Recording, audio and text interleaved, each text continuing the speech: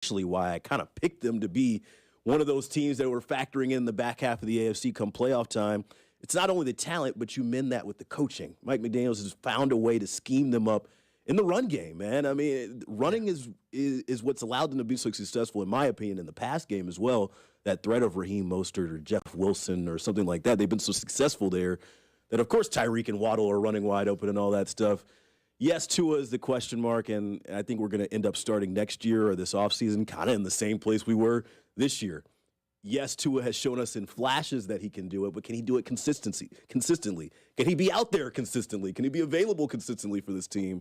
It's almost like we're back to square one with Miami. Don't you guys want to see Miami at this point? Like, you know, if the Chiefs don't get the 1 seed. Was it Miami or LA, right? You're deciding between those two. Yeah, I mean, I would say, so the Chargers, because they won last night, we know they clinched the playoff berth. And if you start looking at the tiebreakers because they beat the Dolphins head-to-head, I mean, I think the Chargers, to me, are pretty much locked into the 6 or the 5. They have a chance to still get the 5. I would be surprised almost if the Chargers fell back to the 7 at this spot. So, to me, if the Chiefs don't get the 1 seed, we all know, huge game on Monday with the Cincinnati and Buffalo. Let's say the Chiefs don't get the 1 seed and they end up with the 2. They'll play the 7. And, yeah, right now it's Miami, or the only other options really at that point are the Patriots or the Jets if one of them sneak in. I'm good with playing any of the 3, by the way. Like, that's the weird thing. Give me Zach Wilson, please, right now, on a silver platter. I would rather, I mean, if Tua is out, who would you rather play? Mac Jones and a healthy Patriots team at home, no Tua Dolphins team, or Mike White and the Jets, who obviously that means they would have won 2 games in a row to get into the playoffs. I think you're almost picking defenses at that point. Mm-hmm. You go Dolphins. Even with the offense with the backup quarterback? Yeah. See, I go Patriots. Teddy Bridgewater. The thing that scares me about New England is just their defense. Their defense and their special teams won them that game against the Jets earlier this year. Mac Jones, to me, has completely fallen off a cliff, whether you want to call it a sophomore slump or whatever. He's not the same guy that we've seen in the past. With Miami, I think, you pick out the backup quarterback, obviously, and you say they're still trying to put things together or they're still trying to figure out who they are, especially off the heels of this 4-game losing streak. A couple opportunities to win some of these games, too, man. I mean, they were out in L.A. and kind of had the weird fumble play with Tyreek, and then the Buffalo game. I think Miami's probably my pick of that litter. Is there a right answer? Like, is this feels like sort of one of those questions that we just kind of have to ask, even though, like, seriously, in the past, 3.5 months, the Chiefs have lost 2 games by a grand total of 7 points to teams quarterbacked by Joe Burrow and Josh Allen. So, to me, the conversation starts with, do you have an elite quarterback? Because that's the only way you're going to beat this team. Sure. No, I'm with you. I don't think anybody would predict the Chiefs to lose to any of the 3 opponents. I'm saying it's physically incapable. I'm saying it's impossible. It cannot be done. I will say, if you're the 2 seed, like right now, I know we make our jokes about the Chargers, but I'll tell you this, I sure as hell don't want to play them if they were the 7 seed right now for a 3rd time. I mean, that's a real deal. You would talk about elite quarterbacks. Justin Herbert is going to actually be in the postseason finally. I actually, of course, want the 1 seed if I'm Kansas City, but if I'm the 2 and the Bengals are the 3 and they got to play 6 seed LA, their first game, like, I like that. Like, Chargers can give them a run for their money, and either way, you eliminate one of those teams. And then let's say the Chargers upset Cincinnati, then suddenly the Chargers go to Buffalo, and you don't have to deal with one of those teams, and maybe not Cincy. Like, I don't hate that path for Kansas City all of a sudden if that's how it all plays out. I hate to be coach speak guy, but the Chiefs, their biggest opponent is themselves. Oh, okay, Andy. Okay. They're not going to lose that first game. I'm almost with Nick on this one, right? Unless there's a special teams disaster, Harrison Butker and Tommy Townsend go fisticuffs in the locker room before the game, and Patrick Mahomes has to be the holder. I just don't know who's coming in on Wild Card Weekend and beating Kansas City at home. Yeah, I mean, I think if it was the Chargers, I'd be a little nervous. That'd be the only one. But if anybody else, I'm with you. And I would still predict, like, if you asked me right now, Chiefs Chargers are playing a game. Who am I picking? Well, yeah, I'm gonna pick Mahomes and Andrew. The benefit the Chiefs have right now too is they're knock on wood, they're healthier than 90% of these other teams in the playoff picture. We can maybe talk more about that in a little bit. But let's get to the weekend audio fun bag as we do normally on a Monday. But of course, no show yesterday. So let's get right into that. And it takes us to Monday Night Football last night, which was a terrible football game between the Colts and the Chargers, as a matter of fact. Listen to how awkward things were in postgame, though. Joe Buck, Troy Aikman, they do their interview in postgame with SVP. Naturally. Just listen to how this went down last night. That's it. I get one question. That's all. Yeah, I decided tonight, Joe, that I wanted to talk to Troy more than you. I know, but I have to awkwardly stand here while he answers questions. You want me to block him out here? Ask me another one. Come on. Yeah, but it was warmer tonight. It was warmer tonight, wasn't it? Huh? Warmer? It sure was. Yep, inside. Inside. Yeah, that's good. Thank you. That was my second question. Yes. Did you have a good Christmas, It was warmer Joe? inside. Was it a nice Christmas? I had a good Christmas. Yeah, little boys had a nice Christmas. I appreciate it. One got a drum set, one got a guitar. That's why I'm happy I'm in Indianapolis tonight. Yeah, but you got that private jet money, buddy. You'll be home by 11. 11 local. Yeah, but don't tell Michelle that. I'm gonna milk this for another couple days. All right. That's exactly right. This is really getting awkward, and I'm gonna segue out of it. Boys, Happy New Year. It's your show. It's your show. Yeah, Thought you wanted ratings. So that was SVP Joe Buck, Troy Aikman, and yeah, he asked Troy Aikman like 3 questions in a row at the beginning of the interview, and Joe Buck is like, "I'm just standing here." Is that awkward, by the way, on TV? If you're just on camera and you're not doing anything? Absolutely. I've heard it called a bobble at sometimes. You bobble your head up and down and just kind of nod, pretend that you're being included in the conversation when you're not. And we've all been there in TV. It's the end of a game. You got to do one more hit before you can get out of there. The game was crappy. You don't really want to be there. You're in Indianapolis the day after Christmas, and you're just sitting there not being talked to. Do you feel like you're a strong bobber? Oh, of course. It's like my strongest trait. Really? Yeah. You're good at kind of the... Yeah. Oh, and then you had to. The key is changing the rhythm, right? Because if you just kind of nod, you got to throw in a big head tilt and then Like kind of exactly. You're a natural. Is there My any goodness. eyebrow raise involved here? No, you keep it steady. All of the above. Okay, You have to match the tone of the story. Okay, That's an important part of it. Like if you're at some sort of investigation or anything like that, it's more of a subdued nod. But if it's a Christmas time and you're jolly, you're bobbing. You're at the movie theater. You're having a good time. This is the kind of advice. This was perfect to have Aaron in for the audio fun bag from the weekend. That wasn't the only Joe Buck moment, though. As I mentioned, the game last night was terrible. So bad that it had Joe Buck singing during the broadcast. Well, that was a fun first quarter. 5 first downs, 4 punts, 3 interceptions, 2 successful challenges, no third down conversions, and a partridge in a... Sing it, Joe Buck. Let's go. Second down and 11. It was a terrible first quarter, and he sang all the bad things that happened in the first quarter. This is why I can't wait till next year we can flex the Monday Night Football games. Not just Sunday night, but we will be able to flex. I think it's got to be after a certain week, just like Sunday Night Football, but that'll be a nice thing to have. He had to commit there. You don't think it was a good effort? You could just feel the confidence leaking out towards the end of that. You got to just sell it, man. If you're gonna do that, you can't be like, here's a little funny song. Aaron's right. You have to go. Punts, 3 interceptions, 2 successful challenges, no third down conversions, and a partridge. See the end. Didn't stick the landing. Go. But I'll tell you what. One thing we did learn from those 2 clips is that, contrary to popular belief, Joe Buck is human. Like, he does have... He's not a robot. Yeah, he's not a robot. He can show human emotion. Jason Garrett, the verdict, the jury's still out on that one. No, the jury's already come back with their verdict on that one. It's bad. And I give ESPN credit because I actually feel like they have one of the better products. They do now. Yeah, that NBC show is kind of hard to watch. The pregame shows, I think, still Collinsworth and Tirico, just like when it was Al Michaels and Colin. I actually think their Sunday Night Football broadcast is the best from a play-by-play perspective. It's on 41 too, so it's just everything around it. I know, and I do work for 41, but this is the different NBC Sports. It just is. There's nothing there. They don't say anything. I give Sims credit because he says things, but he says things everywhere. He has a podcast, does all these things, whatever. Maria Taylor's great. I heard she's rumored to go. It's funny. When somebody's rumored to go somewhere while they're doing TV, Wait, she's rumored to leave NBC? Thing. I thought she just got there. She's supposed to be jumping over back to college football now. These are all rumors and speculation. She's jumping back to college football. Okay. Jason Garrett has been attached to like 3 or 4 different coaching jobs, including the Stanford job. I remember when Drew Brees was on that NBC show, and there was all these rumors coming out that he was going to be elsewhere. That should tell you everything you need to know. Go ahead. No. I was like, when Jason Garrett was rumored for that job, I was like, please, Stanford. He turned it down. Please hire him. Really? Hire him. He turned it down, or at least it's one of those where like nobody turns it. Whether he was off or not, you know how that goes with the college searches. Your agent has to say that you turned it down. Yeah. So I don't know if he's going to stick with NBC or not. There's as as we know with coaches, there's a 1 or 2 year run usually, unless you're Tony Dungy and Bill Cowher, where you just stick on TV for 15 You got to years show or us so. something. You got to say something. Well, now, and now I kind of wonder, like, if Sean McVay, like, please, somebody hire Sean McVay, replace one of these dudes, but I don't know where he's going to go.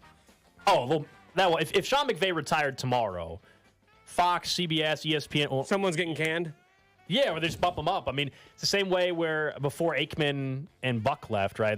Greg Olson was going to be pushed out for Tom Brady. Remember, that was like, sorry, Greg, we think you're great, but Tom Brady. The same thing's going to happen, by the way, just so you know. Like, if Tom Brady retires this year, as much as they love Greg Olson with Burkhardt, Tom Brady's going to be on the A crew. He's not going to be the C crew for Fox. He's preemptively Well, firing. that's how it's going to go. Yeah. Greg Olson's keeping the seat warm. There's a pecking Greg order. And Greg Olson's awesome. great. He Yeah. killed it on the Thanksgiving game this year. I think he brings a lot of personality, and like he's actually a real person. 9 times out of 10 you turn on the game and it's like, oh, I'm robot play-by-play guy.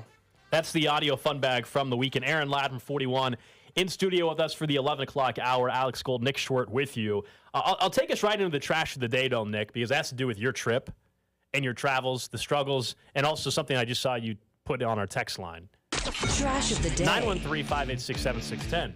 So Nick had travel issues all the way around. Normally, Nick is the guy that's cutting in lines when he travels and all these kind of things. Let's not. Normally, do that's this. normally That sounds right to me. Normally, that's what happens. But I noticed you were texting with someone. They were asking about food prices in Germany. Yeah. You said you only tip 10% max, if at all. You didn't tip on the trip to Germany. You don't tip there. Well, it turns out in Germany, don't they pay service workers much better wages than they do here. Therefore, if you tip more than 10% Yeah. in a roundabout way, it is sort of felt like an insult. An insult. Yeah, so for giving somebody money. So the most I see you what ever, you're trying to do. You're No, trying to justify it. I'm not. Yeah. I'm telling you right now that So you didn't tip. People will look at you weird if you tip more than 10%. I would tip 10%. What I would see, I noticed it a lot at coffee shops too. They'll just, because they do their dollars or coins, their $2 or coins, whatever sort of change they get back, they just give them the coins. But like tipping 20%, 25%, you do not do that in Germany or Austria.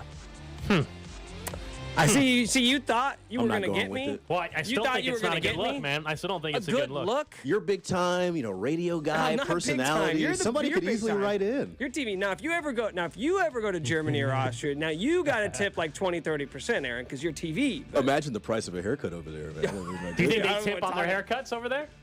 I don't know, man. You should have got your How much haircut do you over tip there. on your haircuts? 25%. Across the board, no matter how for much a you pay? haircut, because it's more of a for haircuts I do. It's the same gal that always goes. It's 25%. It's not the same gal, though. You said you switched. No, that's why I went to that barber. She moved to a different barber shop. I followed her. Oh, over. you fought. Wow, talk about loyalty. I drive to Lee Summit now. Loyalty. I drive to Lee Summit now. Wow. For that cut. Yeah, no, I haven't gone in 3.5 weeks. There was some shade in that. I heard There was some shade. I heard that. Yeah. No. I'm due for one. I'm I need to telling go you, this week. It's very customary there, and meals are like very cheap, and it's cheaper to eat there than it is So here. this is not just Germany from the 913. It's Europe. They consider it an insult because they feel they work hard to earn their check. I just look can't at imagine it. they're The going to be text line is just upset. They're being going to be flooded with people telling me that I'm right and that Short you're army. wrong. they're going to be The upset. short army's strong today. I'm back. They're happy to hear me. I just can't Let's get over go. the fact that a worker there would be mad if you gave them more money. Yeah, I don't get that. Are they leaving it down? They're Leaving all everybody. Look at the text line. They're I all saying it's see an it. insult. It's an insult. It's an insult because they make more money there. Like they're not getting paid $2 an hour like we pay our servers at restaurants, and they just expect them to make money on tips. Huh. Yeah. So, how you feel now? I still think Feel a it's little dumb, crazy. huh? No, I think it's crazy, man. Well, it's a different country. You know, also there, if you get caught jaywalking 3 times, they'll take away your driver's license for a year. If you get caught jaywalking 1 time, $150 fine. I'd never be able to drive. Yeah, like what's the story behind that? So this is kind of, I'm not going to get into policing, but like their police are not, they're not hall monitors, right? They don't care. The police don't catch you speeding. They don't worry about doing little things like that. It's Okay. just that if everything is like automatic. Like if you get caught jaywalking, you'll get a fine, $150. You get caught a second time, another $150 fine. How are they tracking? I don't you? know. The cameras, monitors. Right, but if you're a tourist, I mean, that's what are they going to do? I They're don't know. gonna- Catch me if you can. I'm Leo DiCaprio. Well, Come that's and what I'm get me. saying. Is like if you're a tourist and you're jaywalking, and if it's electronic, good luck finding me. I'm going to already be back in the United States. Well, I mean, I know we're both badasses, so it's different for us. But for most people over there, you have to abide by the traffic signals. One trip abroad, and Schwert is like an expert. An Like, expert, he's got man. the EU flag draped in it. Give me a show on the Travel Network. He's got his Oh, my lederhosen goodness. on. Coming up next, we'll get to the Chiefs Red half hour. It's the best I felt after a Chiefs win in 5 weeks. We'll get into why that is next. This is Cody and Gold, brought to you by Gann Asphalt and Concrete. For asphalt, concrete, and parking lot maintenance, Gann Asphalt and Concrete. One contractor, all things parking lot. Trusted in Kansas City since 1994. Online at GANNasphalt.com. Don't miss Royals first baseman / NFL insider, Vinnie Pasquantino. This football season with Cody and Gold. My Twitter is about to unload of football tweets. First Jets game that I have free on Sunday. It's go time. 610 Sports Radio. If you are a local business owner, it's probably been a bumpy ride from pandemic to inflation. Did you know that if your business has 5 or more employees and managed to survive COVID, you could be eligible to receive a payroll tax rebate of up to $26,000 per employee? Not a lot of people know about this. It isn't a loan. There's no payback. It's a refund of your taxes. The challenge is getting your hands on it. How do you cut through the red tape? Get your business the refund money? Well, go to getrefunds.com. That's getrefunds.com. The team of tax attorneys they've put together are highly trained in this little-known payroll tax refund program and have already returned $1 billion to businesses, and they can help you as well. They do all the work, no charges up front. You simply share a percentage of the cash they get for you. Businesses of all types can qualify, including those who took PPP, nonprofits, even those that had increases in sales. To find out if your business qualifies, just go to getrefunds.com, click on Qualify Me, and answer a few questions. That's getrefunds.com. Cold weather is here, which means cold weather inside your house. Stop paying those high heating bills and get new Energy Star rated windows like I did from the Window Source of Kansas City. With lead times back to normal, a best price guarantee, and a lifetime warranty, there's only one place you can choose. The Window Source of Kansas City. Call 913-333-6706 right now to get a free estimate. That's 913-333-6706 or go to windowsourceofkc.com. Right now at Old Navy, get up to 75% off clearance. Styles for the whole family start at just $2.99. You don't want to miss this. Visit Old Navy or OldNavy.com for up to 75% off clearance. Valid 12/26 to 1/5. Select styles only while supplies last. Streaming on Peacock. Fellas, I'm getting married. From the creator of The Best Man and The Best Man Holiday. Come with us to Quinn's wedding. Guaranteed to put a smile on your face. And executive producer of Insecure. They want to make unfinished business into a movie. That book caused a lot of drama. Get your popcorn ready. It's gonna be just like old times, only better. The Best Man, The Final Chapters. A new limited series. Streaming now. Only on Peacock. Let's get lit! O'Reilly. See the road ahead more clearly with Sylvania Bulbs and O'Reilly Auto Parts. Right now, purchase select Sylvania bulbs and get up to a $20 gift card after mail-in rebate, plus 2 times O Rewards points. Replace your bulbs today and see better tonight. Let the professional parts people help you find the bulbs you need. Visit O'Reilly Auto Parts or O'ReillyAuto.com. O'Reilly Auto Parts. Last week, I was reminded once again how nice it is to just see with my own 2 eyes, not rely on contacts or glasses. That's because, as I mentioned to some of you, I was driving to Emporia for my sister's graduation. It was just going to be a quick drive there, and then after the ceremony, drive right back to Kansas City. Not a far drive, but going to be driving at night. And in the past, when I wore contacts, driving later at night was kind of irritating, so I would make sure I took my contacts out. Well, then I'd have my glasses on, and the reflection of people's headlights could be problematic. All that was just annoying in the past. Don't have to worry about that anymore. There's no haloing of the lights or anything like that because of DuraVision undergoing SPK Advanced LASIK. I had a free consultation. They told me, hey, yeah, you're eligible for LASIK. 2 days later, I had my procedure, and the very next day, I was right back at work doing this show. DuraVision is simply the best in Kansas City, and it was the best decision I ever made as well. Give them a call, 913-491-3330, or go online to DurryVision.com and tell them Gold from 610 sent you. This is a special notice to all U.S. taxpayers. It's good news for all Americans who owe back taxes to the IRS or state and struggling to pay them back. The IRS is now making it easier to settle delinquent tax problems through a federal program called the Fresh Start Initiative. Due to the financial hardship many are facing in this current economic downturn, qualifying for this program will settle your delinquent tax problem, end all collections, and may even reduce your back taxes by up to 99%. For this free information and to see if you qualify, call the hotline at the Tax Hardship Center by dialing 800-411-6406. If you owe $10,000 or more in back taxes and cannot afford to pay them, there's no need to worry. You may now qualify to settle your delinquent tax problem and save thousands of dollars. To see if you qualify and to get this important free information, call 800-411-6406.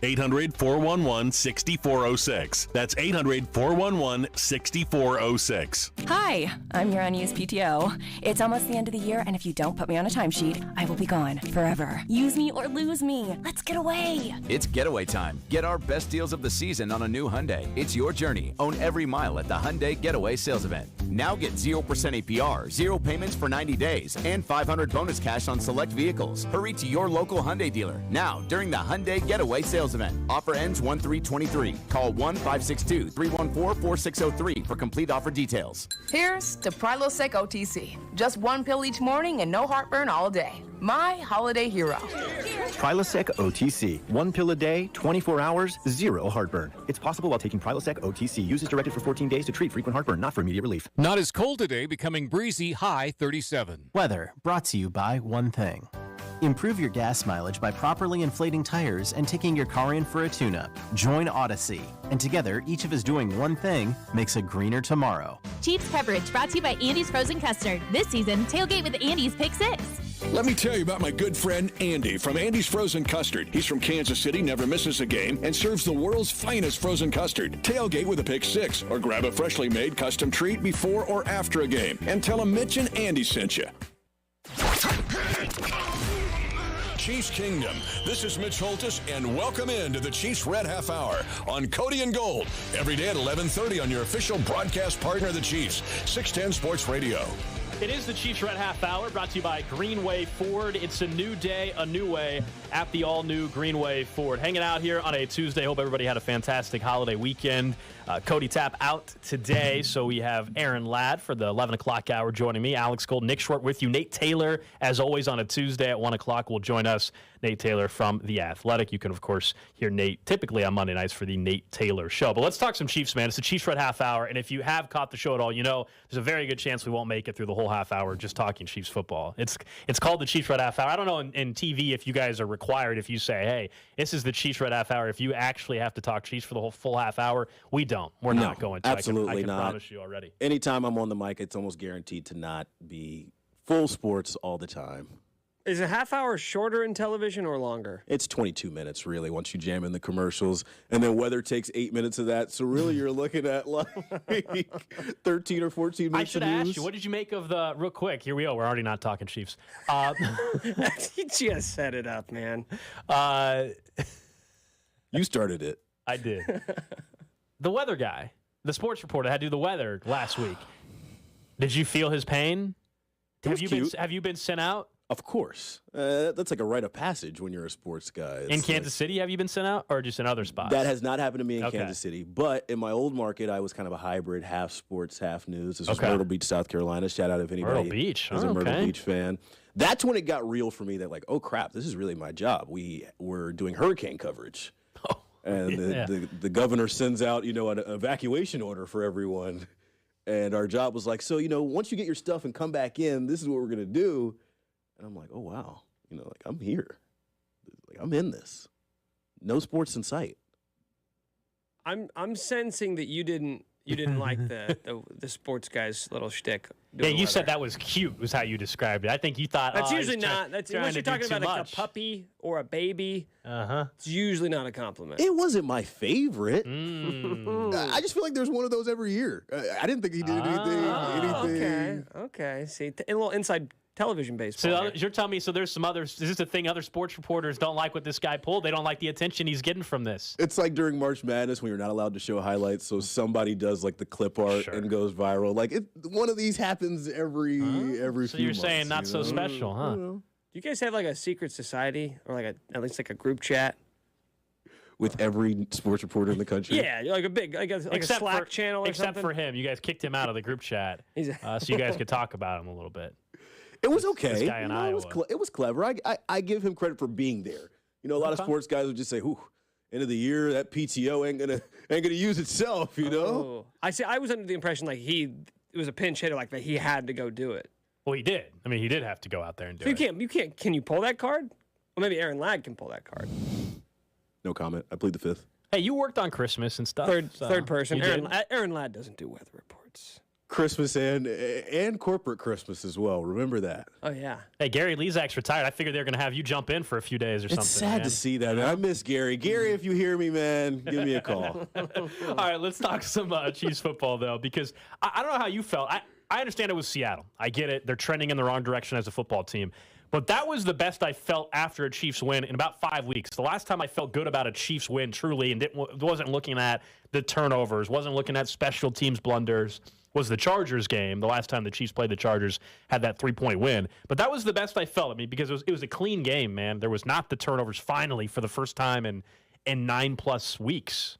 It's a feel-good game. I almost called it a get-right game, which is crazy to say for a team that's got 12 wins now for the 5th straight season. But yeah, it gives you that reminder that what this team can be when everything's clicking on the right cylinders. The only pause I'll give is the third quarter, and we know Kansas City can do this at times where not all the connection is there, or there's one piece here that's missing or one piece there. Only one first down for Mahomes and company in that third quarter, and maybe you put that on the cold. Maybe you say you came out of the locker room and you weren't moving around or whatever. You have to feel good after that game, no matter who the opponent was, because coming off Houston, there was every opportunity for the letdown or for that play to continue. You come back, Jerick McKinnon stays hot. Yes, there were a few drops. Yes, there were a few miscues, but the defense showed you what they can do, and they're starting to put some of the good pieces together. It was a good day for Chiefs Kingdom. The defense was the key for me. I understand, again, no Tyler Lockett. They're trending in the wrong direction as a football team. But really until the fourth quarter, if you're just box scoring it, Kenneth Walker rushed for 100 yards. Not really. Not right? impactful. Yeah, not impactful. Geno Smith ends up with over 200. No, that guy had like 85 yards for majority of the game. The Chiefs, it was nice to see them be able to key in on the running game, which was the strength, as we know, for Seattle. And they shut it down. They really did. Again, I understand he ends up with 100 yards rushing. So it was nice to see finally it's possible, right? For a while, you're like, is it possible for this team to shut anybody down anymore? And it was possible. I get the skepticism. Hey, they're going to have to do it come playoff time for most people. But I do feel a little bit better that, okay, they can maybe at least have some positive momentum defensively if they take care of Denver, who doesn't have a head coach now, on Sunday. We all know what happened the last time they played the Broncos. Yeah, the defense, you got to be excited about it, especially the young guys. Especially going after the Rashad Fenton trade, the talk is, there's no experience in this DB room. It's Trent McDuffie, L'Jarius Sneed, and then the rest of the guys, the rest of the bunch. And not a lot of game reps there, not a lot of playoff reps specifically for a team that has championship aspirations. And they showed you, while no Tyler Lockett, DK Metcalf is still out there. Noah Fant is still out there. They still had some weapons. Geno Smith was a guy who was top half of the league in QBR and a lot of these efficiency rating stats. I think he led the league in completion percentage going into that game. It looks difficult. Geno had 200 yards. He might have had 200 yards running around in the pocket in the backfield too, trying to get away from Frank Clark and Chris Jones. It showed you that they're starting to put things together, and of course we're going to have to see it against a better opponent. The two teams that scare you right now, you haven't played and you lost to. Right. So until you play those teams and put up this type of performance against those teams, we're always going to be able to poke holes in each and every argument. Yeah, and like this Sunday against Denver, for example, because of what happened the last go-around. If they go and they can actually shut down Denver this go-around, that'll be, okay, there's 2 games in a row. Maybe people start to believe it a little bit more. And so much of it will be, can they do it in that first playoff game? I think will be where people will actually settle down a little bit when it comes to that. I'm not worried about, you mentioned the third quarter. Offensively, I really am not worried about this team on the offensive side of things, other than it was the turnovers.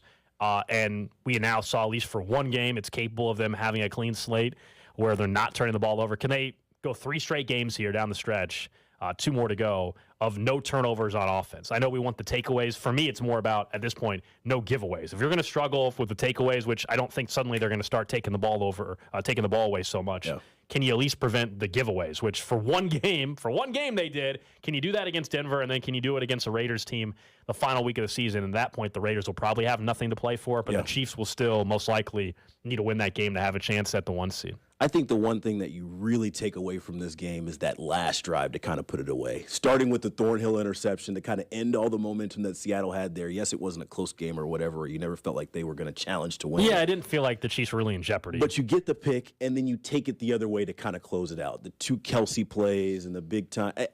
We needed to see, and I think a big part of that warm, fuzzy feeling that you're coming in here and talking about is the fact that they had an opportunity to take the game away and close it, and they did exactly that. They had opportunities to do that in Houston. They had opportunities to do that against other inferior opponents. Denver game, you're up 27-0. Close a game out. Chiefs fans tweeting and texting for the last 5 weeks. Close a game out and make us feel like, you are the better team, and they did that. You take that away from Seattle and say, yes, they weren't the best opponent in the world, but Kansas City showed us that they can do it on Sundays or Saturdays. Yeah, that was weird. Yeah, no, the whole weekend got thrown off with the weird set. I did like that we had football on Christmas Day. Normally that's an NBA thing, and we all know, I haven't seen the ratings. We already knew the NFL ratings, even though the games were all bad except for that Dolphins-Packers game. The NFL is going to destroy the NBA. They've taken Christmas from the NBA, man. Well, the NBA needed some pressure. They got to step those matchups up a little bit. I know on paper – preseason, those games looked better. I mean, when we're talking about Bucks, Celtics, and Lakers, Mavs, those games sound great, but the same could be said about the NFL. I mean, on paper, Broncos and Rams looked in May. Oh, that makes sense. Defending champs and Russell Wilson and the Broncos and all that. That was a terrible matchup. 51 points, as we know, given up. But we know, I'm sure, the ratings for that game were still much bigger than any of the NBA games. It's just kind of the reality of the NFL being they're king a little bit, man. They're absolutely king, and they're going to bully you off your spot. They're going to Debo you out the paint. I mean, NBA on Christmas, that's like a staple. It is. That's like Waffle House being over 24. I remember waking up as a kid and watching NBA from sun up to sundown. I don't even think I watched a single one of the. I didn't watched a quarter of the 5 games that were on. I did not watch any NBA on Sunday. If there was no NFL, it would have been on TV in the background. We would have watched, but we went NFL to the next NFL game to the next NFL game. It is obviously the way the calendar worked out. Something ended up setting up that way as well. I don't know what you thought on the Seattle game. So I thought long term there was a huge takeaway for this team. That's a really good sign, not just this season. That's George Karlaftis, because we fast forward, about to turn over the calendar the new year, and Karlaftis has got 4 sacks in his past 5 games. We went through, as I'm sure you guys did as well, around the draft time. You're trying to figure out how realistic is it for you at pick 28 to 32 to get an edge rusher that can make an impact, and it's not often. There's always exceptions to the rule. Yeah. Not often that you get a guy that's going to get you more than really 3 sacks at that spot. He's got 4 in the last 5 games. He's been above average for typically what you get production-wise out of where they drafted him. I think this is a huge plus for them going into an offseason where we don't know about Chris Jones' future. We all think Frank will be gone. Dunlap's on a 1-year deal. I mean, you start going through, they needed this from Karlaftis, and he's given you some reasons to believe heading into next season that maybe he can elevate his game even more. I remember sitting in these very studios and wondering if he was going to be a double-digit sack. That was actual conversation that Chiefs fans were having around George Karlaftis' draft. Was he going to bring double-digit sacks to Kansas City? I don't think you can be disappointed by what he's brought to his team at all. 4 in the last 5 games. I didn't know that was a stat.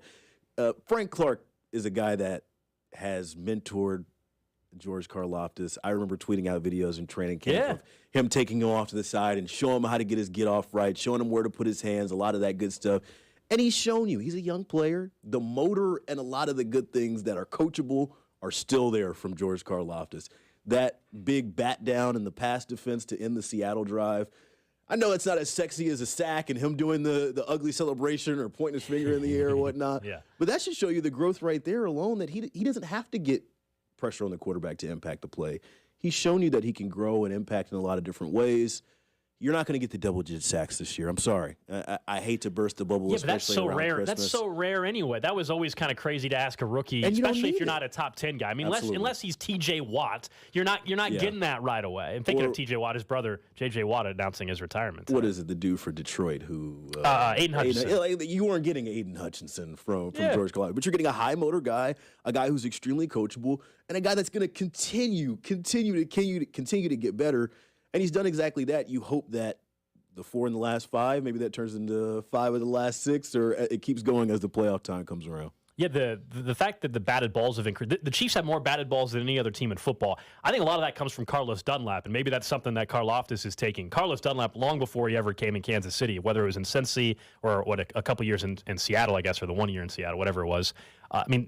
That's something he's always been good at. And you wonder, you mentioned Frank Clark at camp, after every practice working with Karlaftis. You wonder if having Dunlap and Frank Clark this year, we're going to look back and fast forward a couple years from now, if Karlaftis turns into a guy that can push 9 sacks or so, if we're going to find out that like those two guys were actually really key for him and his development long term. But as nice as it is to see Karlaftis helping the team this year, they certainly could use it with that pass rush. I think the last couple weeks have been promising to make you feel better perhaps about next year and next offseason. They still need to go and figure out what they're going to do with Chris Jones in the offseason. Absolutely. Maybe draft another edge rusher, maybe go sign one and for a trade for one in free agency. But at least maybe you have one side solidified. He can immediately fill in and replace what you're likely going to lose from Frank Clark, who quietly has had a better year for himself as well. Absolutely, and his locker room presence. I remember writing on arrowheadpride.com, it was time to cut bait with the Shark. We were done with him, especially after the year and what he brought last year. Andy Reid and him sit down and say, hey, you're a better guy than what you offered. You got to give your flowers to Kansas City's pass rush this year. They've heard all the noise, or what it seems like a lot of the chatter was coming into this year about how they couldn't get Joe Burrow down in that pivotal AFC title game. They've come in and been a difference maker for Kansas City this year. I'm still nervous if they play Cincy. That can they actually do it against Joe Burrow though? Because I know they're top 5 in sacks in the league. Yeah, 40 plus. Some of them have come in chunks. You can nitpick it all we want, but against Joe Burrow, can they sack Joe Burrow? I think is going to be the number one question if they He's slippery, man. And I remember tweeting after the KC Cincy game that it's almost a skill. His elusiveness and his ability to feel the pressure, hang in there as long as he needs to, and still find a way to get out the pocket. I mean, like we said earlier, we're going to be able to poke holes in every. I mean, Kansas City can go back and get 6 sacks against Russell Wilson. And you'll say, "Oh, but it was against Russell Wilson. Sure. That doesn't count. That doesn't matter." Like until you beat and play Cincy or beat and play the Bills, we're going to be having the same conversations with different wrapping paper on them, basically. Yeah, and that's why I asked, what is it going to take for you to feel confident? I think because of the schedule, we're late enough in the year, it will take them doing it against Buffalo or Cincinnati for everybody, the majority of people to be like, okay, I believe it. The skepticism is the wounds are still fresh from the last times you've played, Cincinnati. You can't ask for better quarterback play. Your rookie running back has proven to be worth the price of admission plus more for a 7th-round draft pick. We talked about Karlaftis and what he's brought, and the sacks have turned completely around from last year. I'd ask for more consistency out of the defense, but you can say that anytime. And then I've asked for more consistency out of special teams. I've said that every week this year and last week. We got a little bit better taste with the snap, kick, and hold operation. Obviously, a punt goes off the side of foot of Tommy Townsend. So you want a clean game in that aspect, but that's just who Kansas City is in the special teams. This is a pro-Tommy Townsend show, by the way. I don't know if... I've got no beef with Tommy Townsend. I'm just making sure. I missed some beef when I was out of town. Heard that some washed-up has-been punter was running his mouth about a Pro Bowl punter. So we don't allow for that on these airwaves. I love when the specialists get spicy because these are dudes that are not used to talking trash, right? They're not used to being in the center of attention. So when they start jawing back and forth, it's like the most polite trash. I'm not saying you're bad, man, but you can just be a little more active. Like, all right. I will say the one thing out of the game Saturday against Seattle, I do think is ridiculous in terms of way too nitpicking. Like people freaking out about the drops from Justin Watson. When McColl's back, this is not going to be a problem. Justin Watson is getting more playing time and actually has been a much bigger factor than we ever thought he would be this year. I don't know. Because of that. You think if McColl comes back, which we assume he's going to this week, if not next week, and Tony doesn't have the hamstring pop up again, I don't like the snaps for Justin Watson are going to nosedive, I believe. You don't think so? I disagree. I think he's a guy who's earned the trust of the offense, especially Patrick Mahomes and Andy Reid. I think his role's always going to be there. We've talked about him popping in McColl's place. I think one of his early touchdowns was on a route that McColl was getting medical attention on the sideline. But that matters. That matters. When a quarterback knows that, hey, you're only getting one snap, and in that one snap you score, and I can trust you to go there, I think he's always going to have a role. I think of those other guys, that MVS, Sky Moore, McCole Hardman, Justin Watson, I think he's the guy outside of those. Maybe MVS every once in a while. There's only so many, like, where the snaps go. I agree with you that, like, Justin Watson will see the field again. I'm not saying he'll never be on the field, but in general, like, snap-wise, if McCole comes back, he's taking snaps from somebody. Absolutely. Tony, I think they love having out there when he's healthy because we saw, even though the stat wasn't crazy, the touchdown he had though, like that's unique. That's something that he's. I put McCole, Tony, and Sky in kind of that same category as that gadget guy, jet sweep guy, pop pass guy, where we want to get you started behind the line of scrimmage and get you going down with the head of speed. Justin Watson's a route runner. He's that seam burner. He's the guy that's going to split the zone a little bit. I think there's going to be a role for him no matter what. Justin Watson's not going to run a jet sweep or a drag or anything like that. No, of course not. I agree with you that the jet sweep is certainly part of all three of those guys' game that you mentioned. But you said it early in the week 2 against the Chargers when McCole got hurt. The touchdown that Justin Watson had was a McCole Hardman route. Yeah. So I think I think Justin Watson's been running some of not the jet sweep stuff, of course, but actual routes. I think Justin Watson's been taking those more than anybody else. So we'll see how it plays out. Absolutely. The role is there. And I think when it's, can you say nut crunching time on this? Oh, you can. Absolutely. You can say a lot. You can say a lot of things, man. Just say whatever's on your mind. We'll let you know if you can't. And then we've got a dump button. And yeah. When it's nut crunching time, Mahomes is going to look to the guys that have been there. And that's not a knock on McCole, and obviously injuries happen and XYZ. Like, I'm not blaming a guy for getting hurt. Sure. But Watson has proven his worth, and I think fans are going to be frustrated. Fans are going to pull out their hair because he's a guy who doesn't look like he should be on the field necessarily, or he doesn't look like your prototypical DK. You line up DK Metcalf next to Justin Watson. DK Metcalf is a freak. One of them looks like a Starbucks guy, and the other one looks like an NFL player, obviously. But Justin Watson came in for a reason. And I remember in camp saying, this 84, or like, what is he doing out here? Like, he's going to get a camp casualty, right? Like, he's not going to make it each and every time he's proven his worth. And I think there's a bigger role for him than Hardman at this point. Interesting. No, this is also a pro Justin Watson show because in camp, I said he was at least. There's a pro Justin Watson member of the show. Yeah. Yeah, during camp as well, I said that he will win a game for them this year, and it turns out he did, and that Cody and I made a bet over under 200 yards receiving for Justin Watson. I took the over. So no, I'm with you. I think Justin Watson has been very important. I just think McCole Hardman is going to immediately jump back into his role. I'm glad you brought up a bet because we talked enough Chiefs and we're almost up against it here. So for anybody watching on the live stream, Facebook, Twitch, Twitter, YouTube. Alex, you guys know the gif of Tiger Woods, right, of just doing the subtle fist bump when a puck goes in? Yeah, of course, yes. Alex reenacted that gif after looking at the television screen, and I'd imagine it's because you are betting on some Bush's Baked Bean Bowl where one of your teams scored. It's bad game. It's bad. Oh, this is great. There's 4 bowl games today. One started at 10:30 between Buffalo and Georgia in the Camilla Bowl. Georgia Southern. Get it right. Georgia Southern. Georgia Southern. Yeah, Georgia plays this weekend. And when Aaron came in, I said, oh, man, I got the under in the first quarter, under 14. I told Nick to take it. It was plus money at 9:30 this morning. I was totally I heard you talking in the background when you were talking about. That's good to know. Well, you were talking about Buffalo and Georgia Southern. And I said, take the under in the first quarter. Do you know what the score is at 9 minutes in the second quarter? Well, I can guarantee you the under is hitting. It is 3-0, as in they went scoreless in the first quarter. Should have put more money on the under 14 in the first quarter. I don't think you're allowed to fist bump a 3-0 football game. You're just not. First quarter under, baby. Let's go. We got to get this guy some help, man. First quarter under. Dude, I've been telling anybody who listens. I'm just waiting for next football season when 41 says, all right, we're gonna do Sunday sound off, and then we're just gonna have a sports betting show on Friday nights, and Aaron and I will just host that on Friday nights after the news. We'll record it earlier in the day. I'm already proposing that for next season. You looking for more work, Aaron? Yeah. I see he's trying to sell us on it. Yeah, he's trying to offer up his services out of nowhere and put that on 41's jacket. Yeah. Hey, I'll pitch. Hey, I'm at 41 gets first right of refusal. After that, I'm moving on to everybody else. You make your decision. Have them call me. You have a couple months to figure it out. We're on the Missouri side, so we'll see what 41 can get worked out. I mean, are they all? Oh, I guess KCTV5's on the Kansas side. The other ones are all on the That Missouri should be your side. first call right there. Yeah. I'm asking you first, man. I don't sign the checks. I can't make any decisions. Well, you can get him in front of the people who do, though, right? I'll see what I can do. I think it's worthwhile. I think there's money there to be made. No pun intended. And your first winner for us is going to be Camellia Bowl first Winners quarter making under. money, baby. Yesterday, New Mexico State and their bowl game.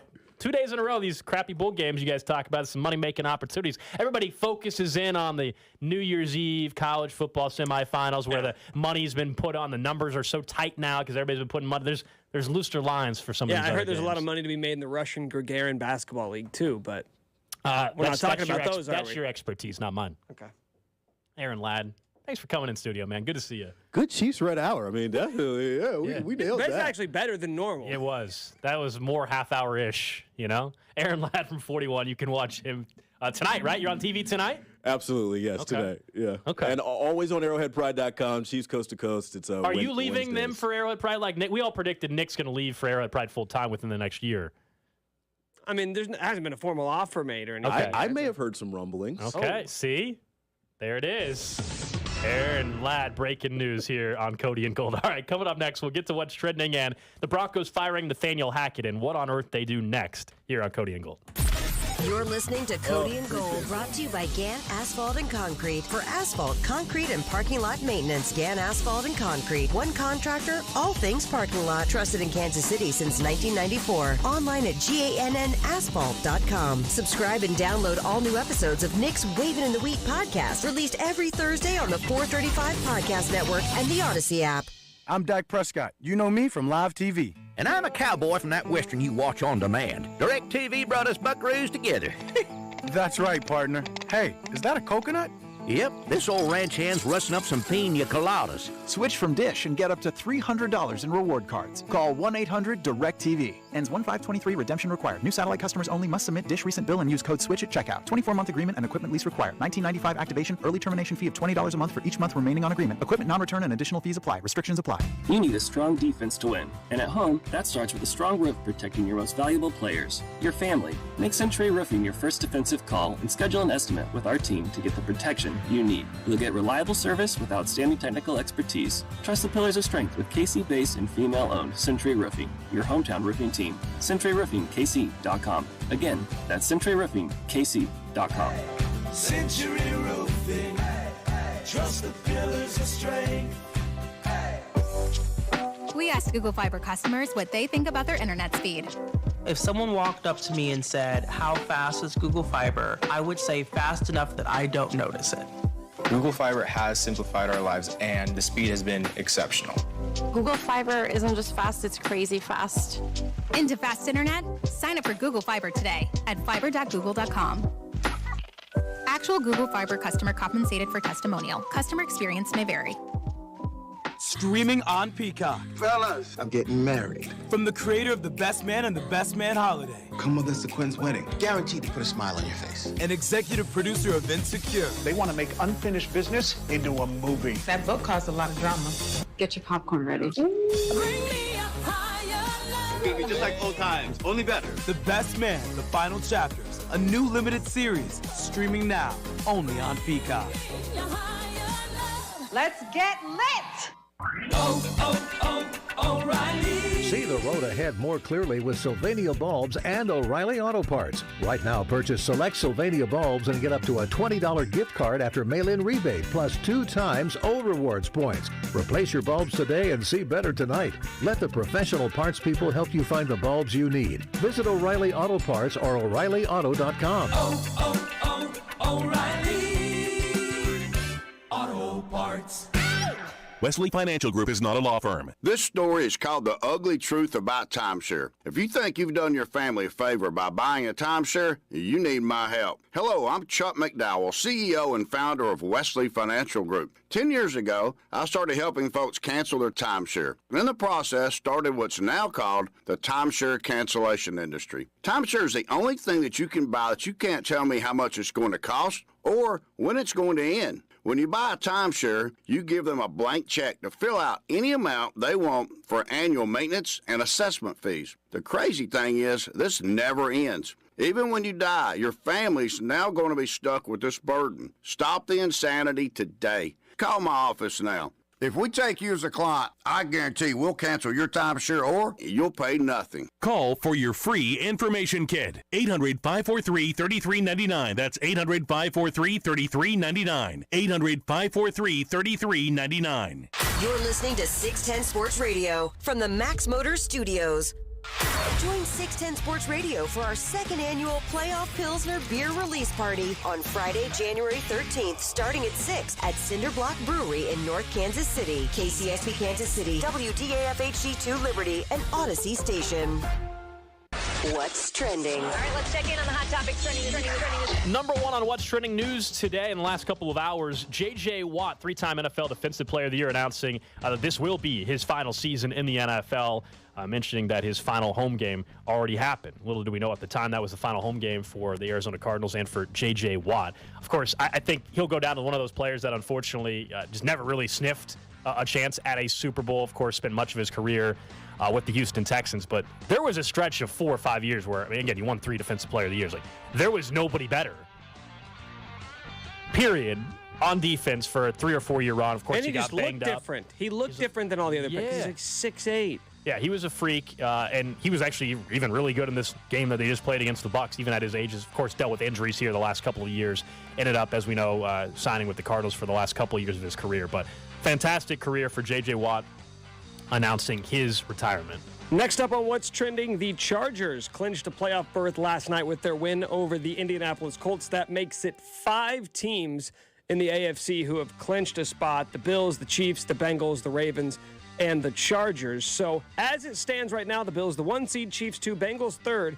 The Jacksonville Jaguars would be the 4 seed if the season ended today, winning the AFC South. And you've got the Ravens at the 5 seed, the Chargers at the 6th. The Dolphins currently have a 1-game lead over the field at 8-7 for that last spot, but there are a lot of teams right behind them. Yeah, and that takes us to our next item on What's Trending, which is the health of Tua at this point. Is he going to be available for the rest of this season? And if they make the playoffs, the playoffs at all, will he be available? We know this because, well, Tua now is once again in the NFL concussion protocol. This is a day after they lost to the Packers. At the time, nobody knew what was going on. Tua went to the coaching staff. He said he had some concussion symptoms when he spoke with team doctors, and that's why he was immediately placed in protocol. The scary thing here, it's the second time he's been placed in protocol. Nobody knows for sure how many concussions he's had this year, but potentially it's 3 concussions in 1 year. Obviously, really, really dangerous to have that occurring. And there's legit questions, not just about this year, which I don't know how he comes back and plays this year, but what's his long-term future in the league? Personally, does he decide that it's worth the risk to keep on playing? Does he decide to retire? If you're the Dolphins, are you willing to invest in a quarterback that is another hit away from, a 4th concussion or whatever and could be ending his career? Do you want to put your franchise selfishly in that position? I think there was already starting to be some questions based on how he had looked going forward about whether or not you were willing to ride with him. Remember, the Dolphins have still some top picks. They can, and multiple picks, I should say, to be able to maneuver a little bit. I know they traded one of the first-round picks to the Broncos for Bradley Chubb, but this is going to be a big offseason storyline. But this could end up keeping the Dolphins out of the playoffs as well. Teddy Bridgewater's the backup quarterback, and there's a chance that the Dolphins, if they lose out in the final 2 games, that they can miss the playoffs. You know what's so weird is right now, sitting at 8-7, there's a chance to finish with a worse record than they did a season ago. Wow. When nobody was talking about the Dolphins. There was a point in time earlier this season where we wondered if the Dolphins were maybe the 3rd best team in the AFC. Yes. Now we're talking about them maybe missing the playoffs. That's a fair point. Yeah, that's wild. It's how quickly things can shift. And the league, look, I actually thought they looked good when they played Buffalo, even though they lost. I actually thought that was a decent performance considering the circumstances. But at some point, you have lost 4 in a row. They have. I mean, you lose 4 in a row, November/December. That's problematic heading into the postseason. And now your starting quarterback is, in all likelihood, going to at least miss another game, if not 2, if not the rest of the season. Big-time issues down in Miami. That is what's trending here on Cody and Gold. Coming up at the 1 o'clock hour, Nate Taylor from The Athletic will join us. Alex Gold, Nick Schwartz with you. Cody out today, out the rest of the week, as a matter of fact. Hope everybody had a fantastic holiday weekend as well. We'll get to all 32 in just about 10 minutes or so. But the big story in the NFL, other than Tua, has to do with the Broncos firing Nathaniel Hackett. It wasn't surprising that he got fired. It's just the timing was, right? We thought, if he made it past week 12, they're just going to ride with him through the rest of the regular season, and then they'll just fire him. He'll be one and done. Like, we all knew he was going to be fired. We all knew that he wasn't long for Denver, even after their week 1 loss to Seattle. Yeah, it was week 1, but because of the questioning of the decisions already, he had to bring in somebody in the middle of the season to help, who now is actually going to be the interim head coach, to help with clock management and in-game decisions. So they fire Hackett because they got absolutely embarrassed, even more than they've been embarrassed all year, when you lose on Christmas Day on Nickelodeon to... Wait, why you say it like that? Like it's more insulting to lose a game on Nickelodeon? When Patrick from SpongeBob is clowning your quarterback. No, I think he burnt whatever he was cooking. I mean, when you got lines like that going on, yeah, that's embarrassing. Patrick the Star has put in his time, okay? 51 points to Baker Mayfield and the LA Rams. You were never in that game. Multiple interceptions. You got Dalton Reisner, former K-Stater, I believe, shoving Brett Rippon on the sideline, arguing. All these incidents now in the last 3 weeks happening on the sideline, questioning the control that Nathaniel Hackett has on this team. They ultimately decided to fire him, and now they have an interim head coach who will face the Chiefs on Sunday. By the way, they said, Arrowhead. I know that we don't really care about this here, but they said that this DC is going to be a candidate. Right. For the head coaching job. Which is why Can't imagine that would go over well. I know that the defense has been good, but typically in seasons like this, front offices like to clean house. A fresh start. I'm with you. I also think it was smart on, and I don't remember the guy's name, the defensive coordinator for saying, no, I'm good. I don't want the interim tag. Very smart, by the way. Like, why tarnish your candidacy either in Denver or these other cities by, looking terrible for the final 2 weeks as the head coach, interim head coach? I think it was a smart decision for his career. Like, no, I'm going to keep focusing on the defense and let you take control of this mess the final 2 weeks or so. But look, I think we all know you can make all the jokes we want about Nathaniel Hackett, and he does deserve to be fired. But it's certainly not a Nathaniel Hackett-only problem. And, in fact, I would still say Russell Wilson is the biggest problem and was the biggest problem in Denver, because we all know you got to have the quarterback. Got to have the quarterback. You at least have to, at minimum, have a serviceable quarterback. If you're going to have the defense that they had, you can win some games doing that. The problem is he hasn't been serviceable. He's been the worst quarterback in football consistently throughout this season. No signs of turning it around. And we all know the contract situation. Not only did you trade draft capital to get him, now Seattle's going to end up with a top 5 pick, if not a top 3 pick, but you gave him a new contract, and it's $250 million. And you've got multiple years still where you can't get out of that deal. The cap hit, the dead cap, we're really talking 2024, 25, before you can even have a conversation. And even then, it's still about a $30+ million cap hit, so it's not great. They have to find a way. Is it possible for Russell Wilson next year to reset and be middle of the road, average? You know how much they would sign up for average right now for Russell Wilson? That's what their hope has to be. And if I'm a head coaching candidate, and I get it, people on Twitter took me way too literal when I tweeted out and I said, what experienced head coach wants that gig? And someone was like, well, there's 32 jobs. Someone will take the gig. Well, obviously, someone will eventually take the job. But if I'm the top-tier candidate in Harbaugh or Sean Payton, why am I going to Denver, Nick? AFC West, I'm dealing with Mahomes and Herbert. I got a quarterback that looks like the worst quarterback in the league. We don't have a ton of draft capital going forward. Okay. Why? You know where I'm going. Let me hear it. Eric Bieniemy. Do you take it? If you're Eric Bieniemy, he wouldn't be an experienced head coach, so he would fall into the category where, of course, somebody would take a guy who's been yearning for an opportunity to be a head coach in the NFL. Yeah. So, but how? Even as somebody in that situation, how, if you're Eric Bieniemy, do you look at Denver and say, "I can fix it"? Yeah. Because you know that that's your quarterback. I think he's in a weird spot because we know it's been well documented now for, 3 off seasons where he's got all these interviews and yet has not been offered a head coaching gig. And so the days of being picky about which NFL job for Eric Bieniemy, like, you haven't been offered a job, man. It's been 3 off seasons. So I don't think you have that luxury anymore. However, at the same time, it's like, are you setting yourself up for failure immediately? by going to that situation. I think that's the tough topic. But if you've been interviewed, Nick, by 20+ teams now over 3 off seasons and haven't been offered a gig, and then suddenly the Broncos did offer you the gig, like I don't think, if you're asking would he turn it down, I wouldn't turn it down if I'm in a spot like Eric Bieniemy. I'm talking about the top guys that have had head coaching experience. Sean Payton's, the Harbaughs, the Dan Quinn's, who Dan Quinn's rumored to be a really legit candidate for the Broncos job. Which, by the way, Dan Quinn is a defensive coordinator. Right. So Dan Quinn... Well, you make sure you got a couple. Is going to go to Denver, where they already have a good defense. Got to couple them with an offensive coordinator, right? Have you heard the rumors that Sean Payton's already putting together this super team? Well, that's normal. The staff stuff, that's normal. Now, the tricky part with the Broncos too is, remember, the Saints still own his own his contract or have his contract. So you'd have to give up draft capital. What do the Broncos have draft capital wise? They have a first-round pick that's the Niners pick that they got in the Dolphins trade. And that thing's looking like it's going to be a late first-round pick now with the way the 49ers might end up being in another NFC title game, if not the Super Bowl, the way they're trending.